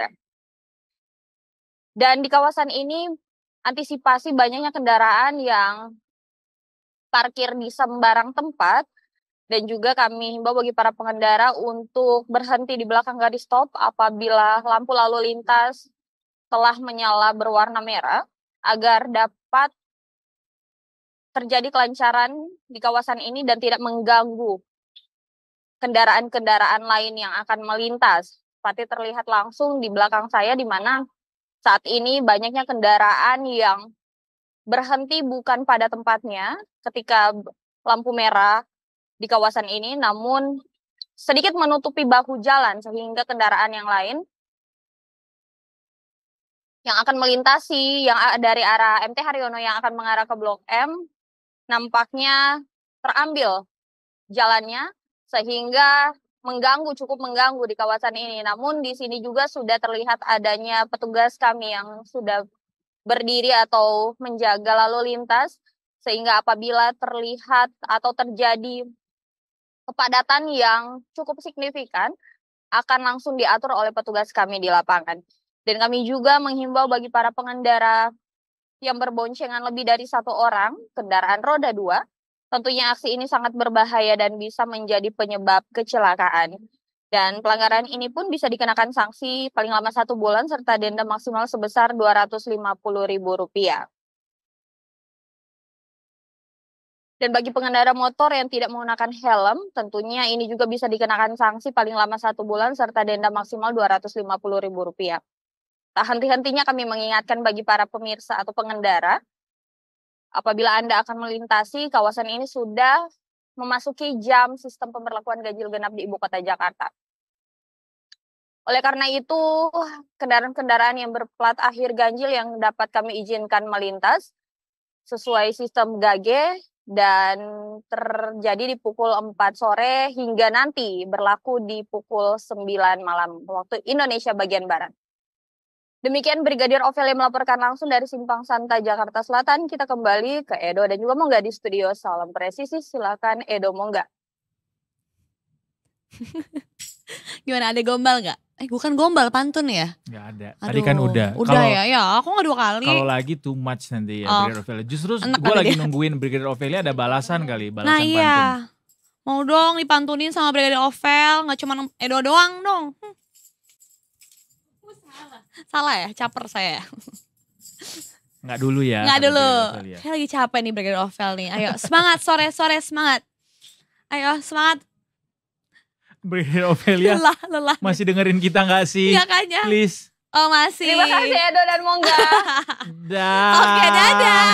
Selamat bertugas kembali, selamat Semoga sore. harimu baik. Semoga hari Anda menyenangkan sekali Iya. sehari ini ya. Sebenarnya Iya. Brigadir Ovelia, wah, ini ya, kayaknya tadi kehujanan kayaknya. Bisa jadi, nggak ada yang Jadi tahu agak pasti. lembab, kondisi badan lemes, Aduh, kurang apa? kurang segar. Kurang uang kayaknya. Mungkin Karena kapan sih belum mereka gaji- gajian? Karena belum gajian. Kan. ASN kapan? ASN tuh 20-an sih, tapi Oh, harusnya I sih see. belum 25 kali ya. Mm-mm. Nah, coba tadi kan Brigadir Ovel itu ada di Persimpangan Santa. Persimpangan. Wow, gue ngomong gitu. Persimpangan. Nah, ada lagi nih kisah persilangan yang menghasilkan suatu tragedi, Gua kira yaitu persilatan. oh enggak dong, itu kita ya bersilat lidah ya. Ada 2 helikopter militer Malaysia tabrakan saat latihan, ada 10 orang yang tewas. Nah, ini terjadi pada hari ini, sebanyak 10 awak kapal helikopter angkatan laut tewas dalam insiden tersebut. Jadi ini mereka tuh lagi latihan si Angkatan Laut Kerajaan Malaysia atau TLDM di Lumut, Perak. Nah, kemudian ada 2 nih helikopter, 2 jenis helikopter, yaitu Home dan Fennec. Bukan. Mereka tabrakan, kalau nggak salah rotornya deh. Bentar aku cek dulu. Hmm. Rotor saling menabrak, kemudian yang satu si Home jatuh di tangga stadion TLDM itu. Sementara helikopter yang Fennec jatuh ke kolam renang kompleks olahraga tersebut. Mungkin tuh lokasinya jauh apakah gue gak tahu. Cuman begitu terjadi dan diduga ada 3 awak yang yang mengawaki helikopter Fennec. Sementara ada 7 di dalam helikopter Home dan 10-10-nya tewas dalam insiden tersebut gitu. Innalillahi, Innalillahi berarti raji'un. Ini kalau misalnya kita lihat videonya kayak di film-film ya, kayak di Mission Impossible gitu. Helikopter aneh. bisa beradu Iya banteng loh. gitu. Dan 10 itu adalah awak dari helikopter ini Dari semuanya ya. keduanya, satu 3 isinya, kemudian Tapi ada yang selamat. I don't think so. Karena tadi 3 di Fennec, 7 di Home dan 2 Berarti semuanya. ya 10 hasilnya. Semua awak dari helikopter ini yang saling bertabrakan meninggal dunia ya. Yes, betul. Aduh, ngeri banget itu kejadiannya. Tapi dia untung di daerah yang tidak padat penduduk juga ya Iya, jatuhnya memang. ya. Alright, ini juga akan kita sambung kembali Detikers. Detik Sore masih akan tetap on air sampai jam 6 sore nanti. Kita Selalu. masih akan update terkait kasus demam berdarah di Bali Ya. katanya ya. Nanti akan kita obrolin bareng-bareng sama Bli Gangsar. Nanti akan kita bergabung kembali sama Detik Bali. Jangan kemana-mana Detikers. After the break, tetap di Detik Sore. Gak cuma ore-ore.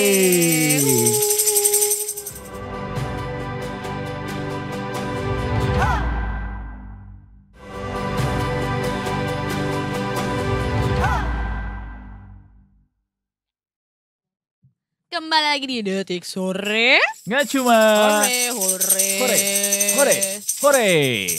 Nah, kalau tadi kita udah dapat kabar dari berbagai macam orang yang ada di Jakarta, kita punya kabar hari ini dari Bali. Pulau Dewata. Betul. Aduh, pengen banget ke Bali lagi. Kapan terakhir kali ke Bali? Tahun lalu. Ngapain? Kerja. Kerja dilanjut pacaran ya. Oh, Terus sama beliau.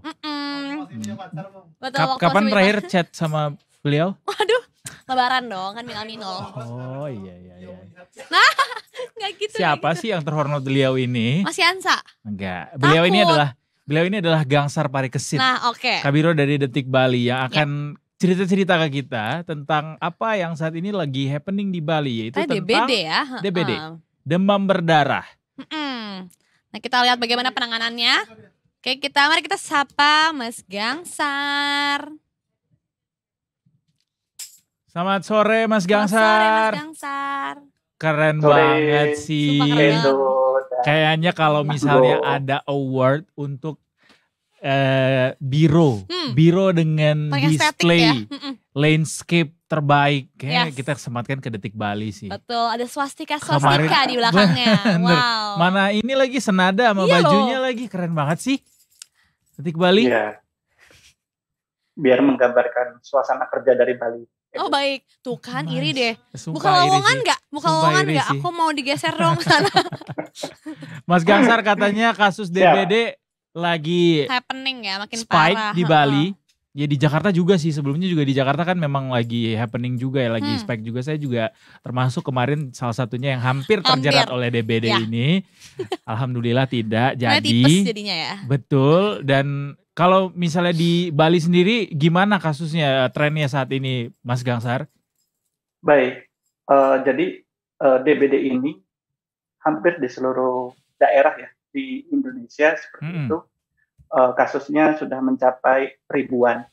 Karena kemarin Menteri Kesehatan Budi Gunadi saat menghadiri sebuah acara di Bali itu juga sempat menyampaikan bahwa secara akumulatif jumlah kasus DBD di tanah air itu sudah mencapai angka 100.000 Wow. gitu, Edo dan Mangko. Yeah. Nah, kemudian di satu sisi DBD ini juga ada salah satu cara yang kemarin itu sempat diuji cobakan dan cukup berhasil di Yogyakarta, yaitu dengan nyamuk berwolbachia.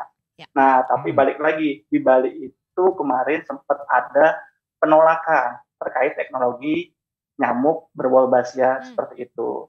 Nah, jadi saat ini di Bali masih Pemprov Bali masih wait and see untuk menerapkan nyamuk berwolbachia. Padahal sebetulnya itu sudah direncanakan sejak November 2023, Edo dan Mak. Udah lama ya. Sampai saat ini Nah, tapi masih kemudian- belum ya?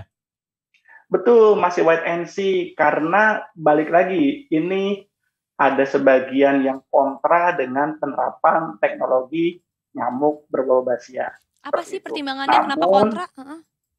Betul. Jadi di satu sisi memang kalau angka DBD di Bali, kalau merujuk pada data Dinas Kesehatan sendiri, saya agak sedikit flashback, itu per 18 Maret lalu sudah mencapai 2.131 kasus. Di mana itu ada satu korban meninggal dunia. Sedangkan di Kota Kupang itu sempat terjadi ada 170 kasus DBD itu untuk pertengahan dari Januari sampai pertengahan bulan April. Oke. Nah, kalau secara akumulatif sendiri, menurut data Kemenkes, itu ada di tahun 2023 itu ada 76.449 kasus DBD dengan 571 kasus itu berakibatkan pada kematian. Wow. Nah, sedangkan setahun sebelumnya itu sempat dilaporkan 143.300 kasus dengan 1.236 kematian, di mana kelompok umur tertinggi yang meninggal adalah usia 5 sampai 14 tahun. Seperti itu. Oke. Kalau di Bali sendiri trennya apakah ini sudah mencapai puncak atau sudah melewati puncak atau justru belum mencapai puncaknya, Mas Gangsar? Kalau dibandingin dengan Jogja Nah, kali ya. Sebetulnya ini menarik karena DBD di Bali ini juga sempat menjadi sorotan oleh media asing. Karena beberapa waktu lalu otoritas kesehatan di Australia itu sempat menerbitkan sebuah peringatan bagi warganya yang akan berlibur di Bali karena adanya kasus DBD ini. Nah, DBD ini menurut otoritas dari Australia itu mulai ramai sejak November sampai April begitu. Nah, jadi kemungkinan saat musim hujan ini. Yeah. Nah, jadi November sampai April ini diperkirakan seperti itu masih akan banyak penyebaran dari DBD itu sendiri. Oke, terus tadi kembali ke si nyamuk wolbachia itu dia kenapa sih sampai dengan kontra masyarakat nggak setuju dengan penanganan tersebut, sedangkan ya bukti di Jogja justru bisa terkendali gitu. Apa sih alasannya gitu? Betul. Jadi sebelumnya ini kan ya ada banyak yang mempertanyakan seperti itu. Misalkan itu ada salah satu yang cukup concern soal DBD, itu sempat menyampaikan gitu kan, apakah dari penyebaran nyamuk Wolbachia itu benar-benar tidak menimbulkan efek samping atau tidak timbul penyakit lain. Nah, ini sempat disampaikan oleh Richard Clapper, yaitu Presiden Koalisi Dunia untuk Kesehatan dan Kemanusiaan. Nah, dia sempat menyampaikan atau sempat ragu ya penerapan nyamuk Wolbachia ini gitu. Karena menurut dia ini akan ada efek sampingnya seperti itu. Nah, di sisi lain sejumlah pakar begitu, baik itu di kampus Universitas Gadjah Mada, Universitas Udayana, itu meyakinkan bahwa sebetulnya tidak ada efek samping apapun begitu terkait penyebaran dari nyamuk Wolbachia ini begitu.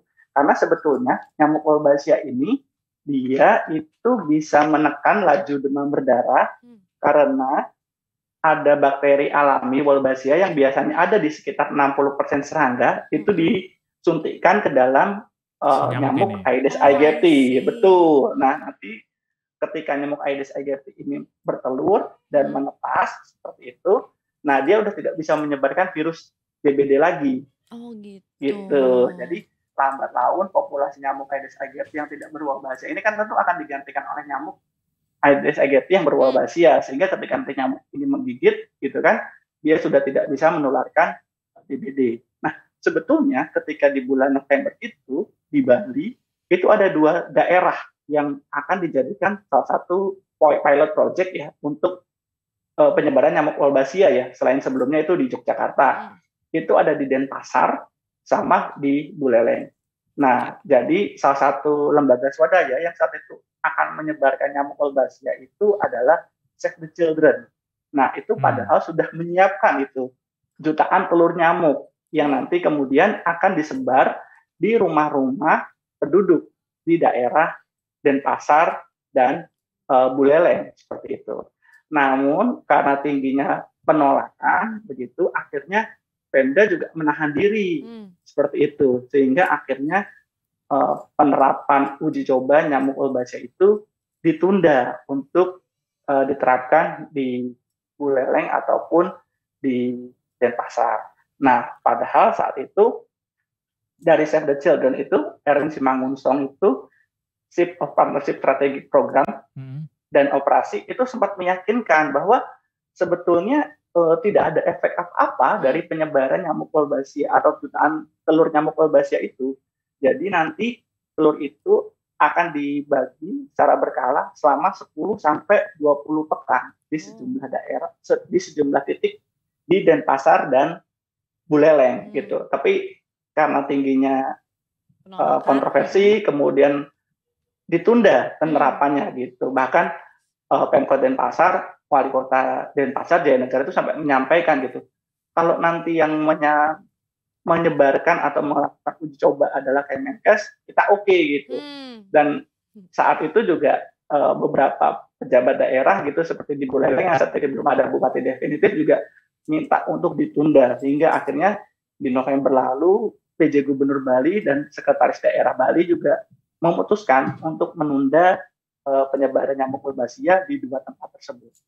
Padahal kalau kita merujuk pada di Yogyakarta begitu, itu cukup ampuh untuk menekan DBD seperti itu.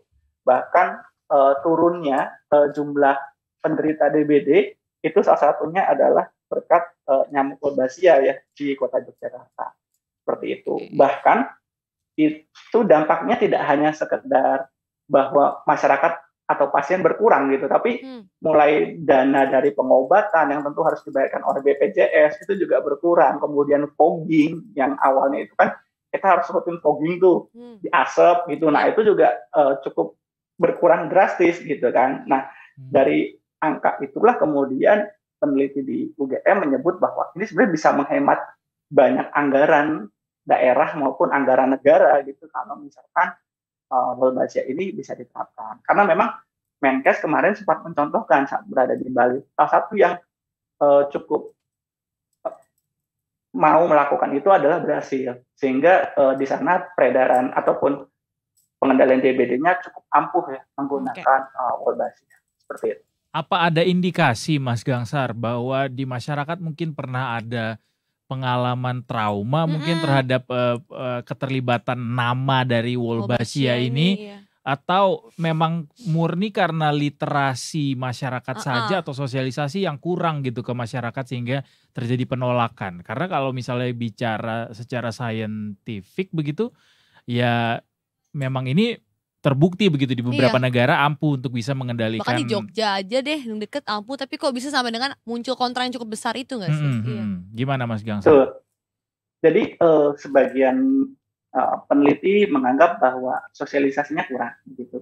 Dan ini juga kita tidak bisa juga dilepaskan dari masyarakat kita kan senang sekali tuh dengan namanya teori konspirasi kan. Betul. Apa sih disinformasi yang tersebar di masyarakat tuh seperti apa sih? Nah, betul. Karena kalau kita merujuk ke 2011 begitu saat UGM itu meneliti nyamuk Wolbachia begitu, ada sosok Bill Gates di balik program tersebut begitu. Bill Gates melalui yayasannya World Mosquito Program. Nah, bahkan Bill Gates sempat datang langsung di tahun 2014 begitu untuk melihat langsung. Betul, melihat langsung penerapan nyamuk Wolbachia gitu. Bahkan pendiri Microsoft itu pun sempat berkali-kali juga tuh tangannya dicoba gitu kan, digigit nyamuk Aedes aegypti yang sudah terkena ataupun disuntikan Wolbachia seperti itu. Nah, tapi kan balik lagi nih, kalau masyarakat kita kan senang dengan teori konspirasi gitu, sama seperti waktu pandemi COVID gitu kan, kita sebagian orang ada disinformasi di publik bahwa ini jangan-jangan mainan dari negara tertentu nih, kemudian dia berjualan vaksin seperti itu. Nah, ini juga sama gitu kan. Kita kan memang senang dengan teori konspirasi begitu. Emang kan masyarakat kita tuh suka banget yang namanya teka-teki, mencoba menjawab pertanyaan-pertanyaan. Betul. Makanya teka-teki silang tuh banyak laku kan di Indonesia. Benar, kan. Saling cocok-cocok mencocokkan ya. Betul. Cocokologi gitu. Bisa juga tuh. Cocokologi gitu kan. Ketawa deh kita umurnya ngisinya teka-teki silang. Betul. Bacanya majalah Bobo ya. Jadi ya ini memang memang dari dulu juga ini yang kemudian perlu digencarkan lagi bahwa cukup ampuh menekan DBD seperti itu dan juga tidak perlu khawatir dari dampak penerapan nyamuk Wolbachia. Nah, ini memang tugasnya dari Pemda, Kementerian Kesehatan gitu kan, termasuk LSM yang berkecimpung di sana untuk meyakinkan publik bahwa ya nyamuk ini aman gitu. Terlebih ketika ini diterapkan di sejumlah daerah-daerah yang memang menjadi tempat wisatawan seperti itu. Karena kan kita juga jadi sorotan tuh, misalkan tadi yang di Australia begitu kan, turis asingnya ketika berlibur digigit nyamuk. Betul begitu. Tapi sejauh ini masih turis dari Australia ya travel warningnya ya? Sisanya nggak ada kan? Karena hanya imbauan aja. Betul. Yang paling betul. Karena memang salah satu turis asing yang banyak di Bali adalah Australia. Kemudian juga Cina dan India. Tapi selain daripada penyebaran bakteri Wolbachia yang disuntikkan ke nyamuk Aedes aegypti ini, upaya lain yang sedang dilakukan oleh Pemda Bali apa Mas Gangsar? Apakah sudah cukup banyak gitu upaya dilakukan untuk bisa menekan angka demam berdarah di Bali? Nah, sebenarnya kalau untuk beberapa daerah itu masih kembali kepada pencegahan. Jadi penggalakan melalui kader jumantik seperti itu kan. Kemudian juga mengingatkan kembali masyarakat untuk menerapkan 3M seperti itu. Kemudian juga ya masih pada sebatas itu, termasuk juga fogging seperti itu. Jadi pendekatannya masih pada pendekatan-pendekatan yang sebelumnya memang sudah diterapkan juga di sejumlah daerah seperti itu. Kader jumantik, kemudian tidak membuang sampah sembarangan, membuang tempat penampungan air yang tidak terpakai biar nyamuk tidak bertelur di sana seperti itu, dan membuang sampah pada tempatnya. Jadi masih sebatas ya upaya-upaya itu gitu. Namun di satu sisi memang yang harus kita perhatikan adalah ketika terjadi lonjakan kasus itu pemerintah daerah ataupun kementerian juga harus bisa menyiapkan fasilitas kesehatannya yang memadai gitu. Jadi itu juga memang menjadi poin penting juga gitu ya untuk di daerah-daerah gitu ketika terjadi outbreak gitu kan, nanti fasilitas kesehatan itu termasuk nakes, kemudian tempat dan lain-lain itu juga harus betul-betul disiapkan. Nah, untuk fasilitas kesehatan ini masih bisa menangani dengan baik begitu secara kapasitas terhadap segala macam kasus yang saat ini ada di Bali, Mas Gangsar? Masih ya? Sejauh ini menurut pantauan kami masih. Nah, kebetulan beberapa waktu lalu ada salah satu editor Detik Bali juga yang kena DBD begitu. Sudah sembuh? Sudah, tapi mendapatkan kamar juga. Jadi di situ kami melihat oke, berarti fasilitasnya masih cukup memadai seperti itu. Tidak sampai terbengkalai atau kesulitan mencari kamar harus geser rumah sakit itu masih belum terjadi sejauh ini berpantauan. Kayak COVID kemarin ya, pas bahkan nyari ambulans aja susah banget gitu. Betul. Nah, ditabung oksigen itu kan susah banget. Betul sekali.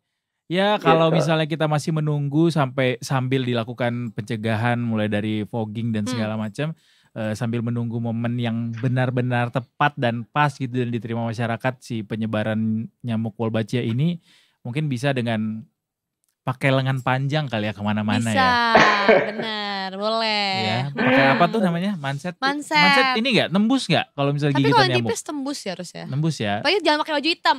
Karena kalau pakai baju hitam gampang digigit nyamuk. Ya udah pakai jaket deh. Harus tebel kayaknya. Harus tebel. Edo udah pernah kena DBD belum? Alhamdulillah masih belum, Mas Gangsar. Jangan deh ya. Oh, oke. Apakah kalau misalnya udah pernah kena sekali ada kemungkinan yang kedua akan sulit? Mungkin. Enggak, justru enggak ya? tetap sama potensinya bukan setahu gue gitu. Oke, bukan kayak cacar atau camuk ya. Enggak, jangan sampai. Jangan sampai. Mas Gangsar sehat-sehat selalu di sana ya, jangan sampai kena DBD ya, karena kalau nggak ada kita mau ngobrol sama siapa lagi. Bener, ya dengan kan? estetiknya. Betul sekali. Sehat-sehat selalu Mas Gangsar dan juga seluruh tim Detik Bali. Terima kasih banyak. Terima kasih Edo. Matur suksma. Itu dia. Jadi apa kalau 3M tuh apa Mong? Coba. Mau enggak? Enggak ya. Masih ada. Masih ada Mas Gangsar, makasih banyak guys. Mas Gangsarnya mau lanjut kerja lagi. Iya loh. Tolong dong. Ini udah padahal Q-nya kesimpulan dan sana udah jam 6 loh. soalnya setengah 7 ya. Mau istirahat Mas Gangsarnya. Bye Mas. Apa tadi M selain moga? Mandi. Itu membersihkan bak yang gue inget ya. Terus abis itu mencuci bak, abis itu menutup baknya juga. Satu lagi mengubur sampah. Oh iya benar. Bener gak? Tapi kok sampah dikubur ya? Iyalah. Kan kalau bakar sampah udah gak lagi sekarang. Tapi kan kalau bakar sampah gak ada nyamuknya jadi pergi. Enggak dong. Tapi gak bener ya? Siapa yang bilang begitu? Itu teori dari mana? Enggak ya. Ini udah 2024 jangan ada lagi yang bakar sampah. No, bau. Itu polusi lingkungan. Alright. Kolusi salah ya? Salah. Nepotisme. Benar. PKN jadinya. Korupsi, kolusi, nepotisme. 3 hal yang sering dilakukan oleh Mongga. Wah, ya ampun. Bukan ya? Tolong jangan cemarkan nama baik saya yang tidak terlalu baik. Makasih. Oke. Baiklah. Kan katanya kalau negatif jadi positif. Enggak dong urusan ini. Kalau di Anda jatuhnya ya makin negatif ya. Betul. Super negatif. Jangan. Alright guys, kita masih akan ada satu segmen yang tidak mungkin akan dilewatkan oleh banyak orang. Karena biasanya segmen ini adalah save the best for last biasanya.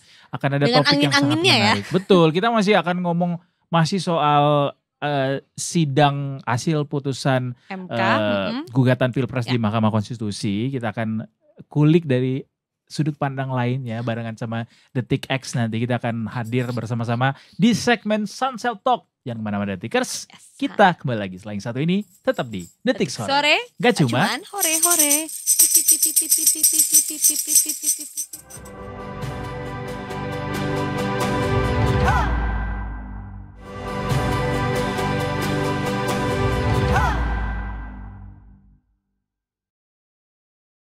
Kembali lagi di Detik Sore. Gak cuma hore-hore Detikers, kita udah masuk ke segmen Sunset Talk. Ya. Sore ini gimana? Sunsetnya sudah mulai kelihatan? Tidak belum tampak ya guys. Belum terlalu kelihatan tapi anginnya pun tak berasa. As you guys see on the screen, kita udah bertiga sekarang. Di sebelah kita nih sudah ada perwakilan dari Detik X. Mas Fajar. Halo. Fajar Jerusalem bukan ya? Fajar Jerusalem yang desain jersey timnas sebelumnya dong. Oh iya benar. Mas Fajar nih baru-baru ini kemarin Ya. kemarin nulis nasib negeri di tangan Mahkamah Konstitusi dan artikel ini lumayan banyak yang baca, jadi most populer juga di Detikcom. Kita mau pengen lihat momen-momen menarik di sidang MK yang disorot sama Detik X gitu. Melihat biasanya kan Detik X nih melihat sisi lain dari sebuah berita gitu, Mas Fajar. Kalau kan kemarin udah selesai nih sidangnya. Apa yang menarik atau sudut pandang menarik yang bisa kita lihat di proses persidangan selama kurang lebih 1 bulan ini, Mas? Ya, baik. Kalau dari apa yang diamati ya oleh tim Detik X ya, nggak cuma saya tapi tentu juga teman-teman yang lain terkait sidang-sidang MK khususnya terkait PHPU ya, perselisihan hasil pemilu ini, ada banyak dalil-dalil yang menarik yang disampaikan oleh pemohon. Dalam hal ini tentu 01 saja dan 03. Iya, kubu 01 dan ini Pak Anies dan Gus Muhaimin, kemudian ada juga dari 03 Pak Ganjar dan Prof Mahfud. Menariknya adalah argumen-argumen yang disampaikan atau dalil-dalil hukum disampaikan dalam sidang-sidang MK sebelum putusan itu banyak sekali yang dikuatkan sebetulnya oleh ahli-ahli hukum atau ahli tata negara atau ahli ekonomi yang dihadirkan oleh para pemohon.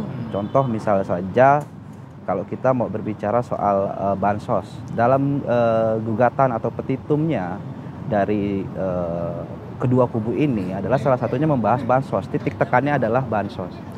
Bansos ini diduga menjadi barang nepotisme yang dimainkan oleh pemerintah, dalam hal ini Pak Presiden Joko Widodo, untuk memenangkan pasangan calon nomor urut 2. Bagian dari cawe-cawe yang juga disebutkan dalam tuntutan pemohon gitu. Betul, itu salah satunya. Dan argumennya itu sebetulnya sangat menarik. MK itu beberapa kali mempertegas hakim-hakim MK ya, khususnya Prof Saldi Isra, kemudian Prof Arif Hidayat, kemudian Prof Eni. Ini beberapa kali menegaskan terkait konteksnya. Ini kenapa Anda menyampaikan bansos ini seolah bagian dari cawe-cawe? Ada nggak korelasinya? Korelasinya apa? Kemudian dijawab oleh sejumlah ahli yang ketika itu hadir bahwa oh ya ada korelasinya. Bansos ini istilahnya punya istilahnya kaitan begitu ya, bisa mendorong lah, bisa mengungkit gitu suara dari petahana atau calon yang didukung oleh petahana. Berapa angka kenaikannya ketika ada bansos ini? Nah, ekonom dari UI yang ketika itu dihadirkan yaitu Pak Fit Adrison bilang angkanya sekitar 6-9%. Argumennya bilang bahwa kalau angkanya naik 6-9%, posisi Pak Prabowo yang kemenangannya 56%, sekitar itu ya, 56 atau 58%, 9%, artinya suaranya nggak nyampe 51% nih. Harusnya pemilu bisa istilahnya 2 putaran nih. Begitu. Paling tidak seperti itulah salah satu argumennya yang menurut sejumlah hakim nih bisa menguatkan gitu. Oke. Speaking of bansos, ini kan dalil yang juga termasuk dibantah atau dibantah oleh hakim pada akhirnya yang tidak punya landasan hukum gitu, ditolak. Kalau dari hasil riset begitu secara saintifik atau ilmiah dilakukan penelitian, seberapa kuat sih bansos ini mempengaruhi sikap orang untuk menentukan pilihannya? Ya, itu yang tadi saya sampaikan. Ada ekonom dari UI, betul, ahli yang diajukan oleh kubu Anies Baswedan dan Gus Muhaimin Iskandar. Ini bilang bahwa bansos ini bisa mengungkit suara tadi. Angkanya sekitar 6-9% gitu. Dengan ya hitung-hitungannya mereka lah ya. Dan itu juga dikaitkan lagi dengan 6-9% ini suara yang diperoleh atau keputusan pemilih untuk menentukan? menaikkan keputusan pemilu untuk menentukan? Menambah sekitar 6-9% suara. Artinya jadi harusnya nggak harus yang 55 sampai 58 itu kalau misalnya memang benar ada bansos dikurangin jadi kan. Iya, menurut ahli ya. Iya, menurut ahli benar. Bukan menurut saya. Ya, tapi artinya namanya argumen hukum gitu ya, argumen keilmuan itu juga bisa dibantah. Dan pihak terkait dalam hal ini Pak Prabowo Gibran gitu melalui tim kuasa hukumnya juga membantah. Loh, ini nggak bisa disamaratakan, nggak bisa digeneralisir. Karena di Aceh, di Sumatera Barat dapat bansos juga kok. Tapi yang menang Pak Anies, bukan Pak Prabowo. Dibantah dari fakta tersebut ya? Iya, gitu. Itu mengapa akhirnya ya hakim juga mempertimbangkan fakta-fakta itu gitu yang disampaikan oleh pihak terkait. Gitu. Kalau bicara soal hasil putusannya sendiri, kan sebelum dibacakan juga sempat ada surat yang dikirim oleh Ibu Mega ya, Amicus Curiae sebagai sahabat pengadilan gitu. Kalau ini sendiri berpengaruh nggak sih kepada putusan MK kemarin terhadap segala pendapat yang disampaikan oleh ke-8 hakim tersebut? Ya pastinya apapun itu ya pertimbangan hukum termasuk sahabat persidangan yang Amicus Curiae tadi itu pasti dipertimbangkan oleh hakim. Gitu.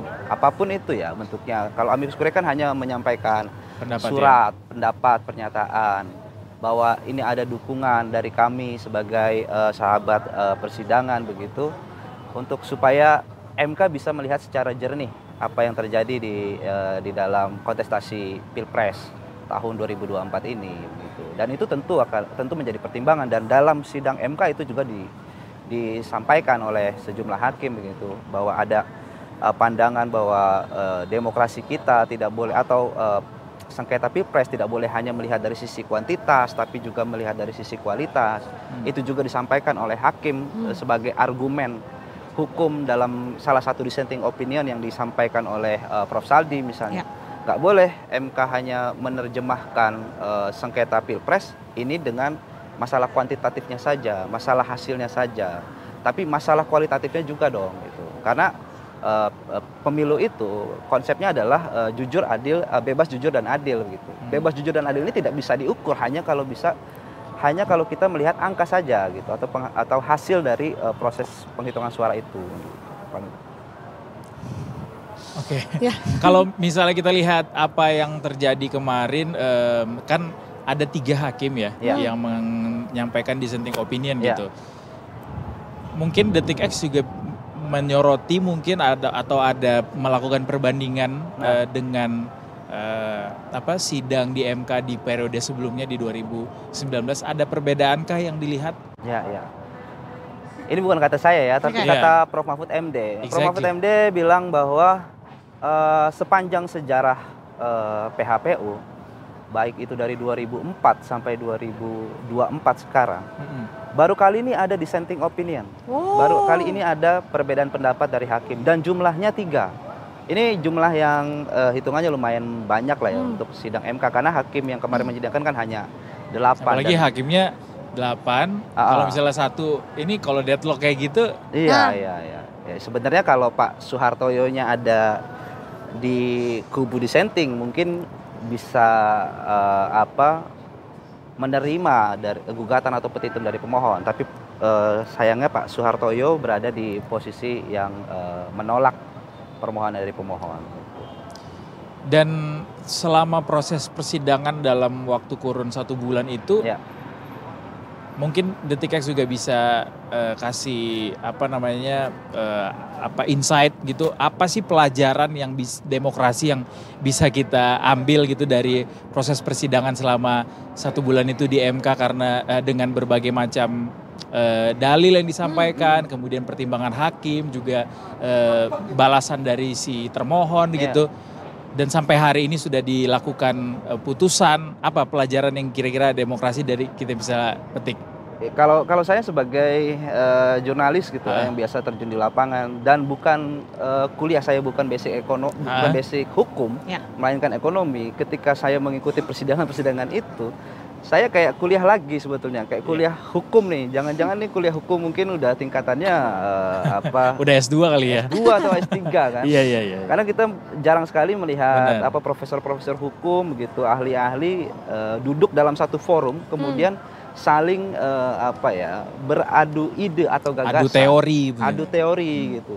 Dan cara membantahnya pun tidak dengan teori lain, melainkan dengan pertanyaan. Ini yang menjadi menarik dari sidang MK kan, karena kesimpulan ataupun pendapat tidak bisa dibantah dengan pendapat lain ketika di dalam persidangan itu, melainkan dengan pertanyaan. Contoh saja misalnya ahli dari Pak Prabowo Gibran itu menyampaikan bahwa MK tidak bisa menyidangkan soal hasil proses pemilu. Kewenangan MK hanya terbatas pada hasilnya saja, pada persoalan kuantitas. Kemudian ada pertanyaan yang muncul dari Prof. Saldi Isra ketika itu bertanya, waktu 2019 kami pernah menyidangkan soal posisi Kiai Haji Maruf Amin, Wakil Presiden ketika itu sebagai komisaris di BUMN. Ditanya kepada ahlinya, itu apa ya, persoalan kualitas atau kuantitas? Wow. Dijawab sama ahlinya kualitas. Itu kan savage banget kan sebetulnya. Exactly. Langsung nggak bantah gitu. Iya, dan itu tidak dibantah dengan argumen, melainkan dengan pertanyaan. Untuk menggali apa ya, kelemahan dari argumen yang disampaikan oleh ahli sebetulnya, seperti itu. Oke.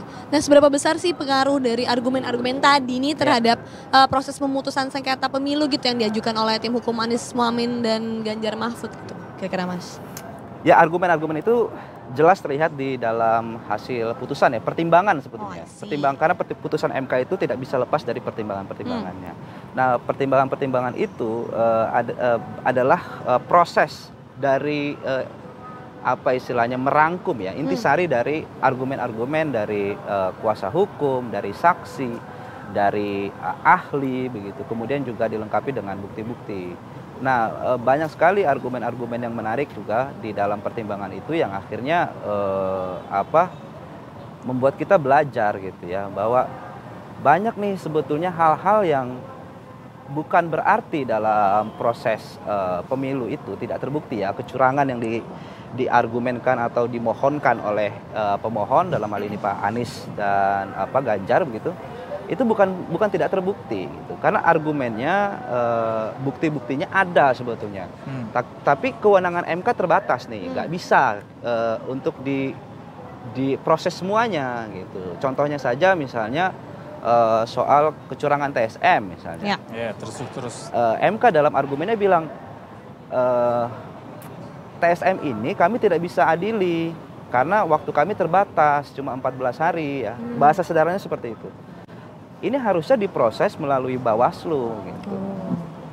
Dan di Bawaslu menurut argumen yang lain bilang bahwa kita udah ajukan TSM ini ke Bawaslu tapi tidak diproses gitu. Dan argumen lain bilang bahwa kalau keadilan di Bawaslu tertunda, sama saja ini keadilan tidak ada, maka dibawa ke MK gitu.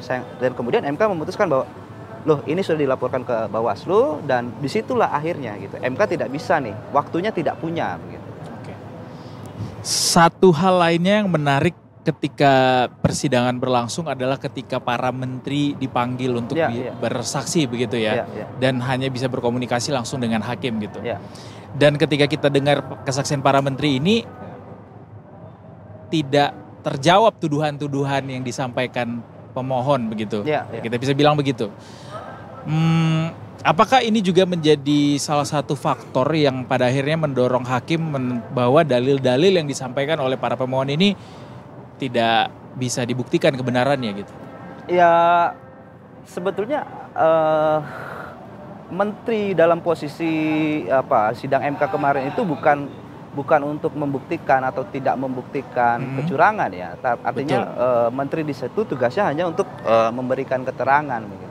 Nah, keterangan itu sebetulnya bisa dibantah lagi oleh pemohon di dalam kesimpulan-kesimpulannya. Contoh saja misalnya Bu Sri Mulyani, Menteri Keuangan kita bilang bahwa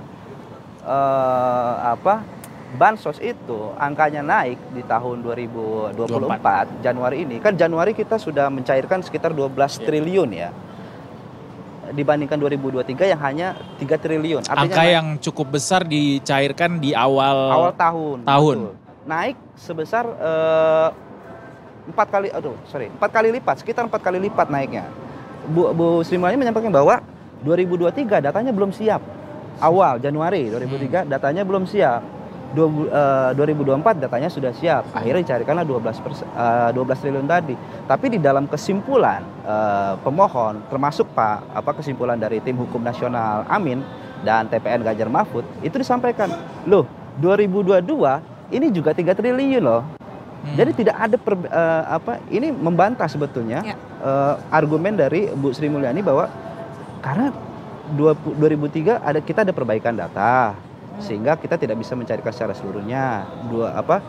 2024 datanya udah oke, jadi naik jadi 12 triliun. Tapi 2022 ini nggak ada loh perbaikan data menurut dalam kesimpulannya pemohon ini begitu.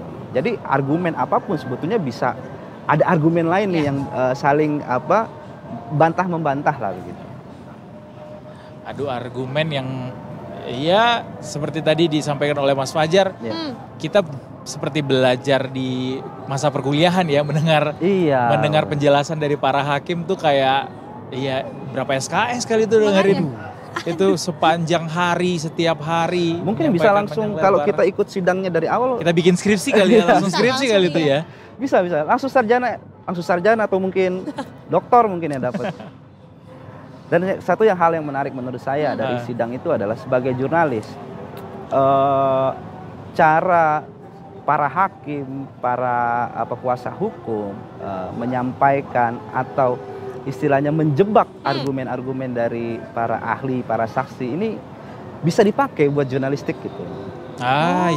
Bagaimana kita bisa mendapatkan informasi tadi ya? Iya, bagaimana kita bisa menggali informasi, tapi dengan cara bertanya, bukan yang tipikal mendesak begitu atau untuk laporan investigatif yang sering kali dipakai oleh Detik X mestinya sangat bermanfaat. Iya, betul. Dan itu berharga sekali. Kita mungkin belajar seperti itu hanya 5 tahun sekali kan? Benar.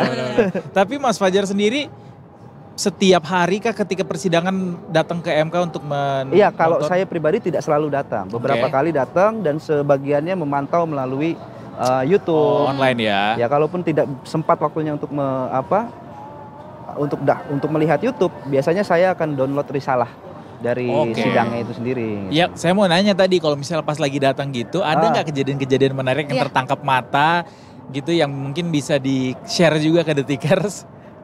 Ya, yang menarik sebetulnya ini ya para pendukung sebetulnya yang hadir datang panas-panas, mereka rela gitu. Bahkan ada satu momen kemarin sebetulnya ya bukan momen yang sebetulnya bukan momen yang sebetulnya lucu atau apa, tapi ini sebuah hal yang agak tragedi begitu melihat seorang Prof. Din Samsudin kemarin ketika berorasi tiba-tiba saja terjatuh gitu. Jadi ada, kenapa ya Prof? Gitu. Udah maksud seperti semangatnya orang ini tuh luar biasa gitu. Dengan usia yang mungkin sudah sepuh, beliau masih bersemangat untuk menjaga demokrasi ketika itu. Fakta bahwa beliau sampai jatuh begitu. Iya.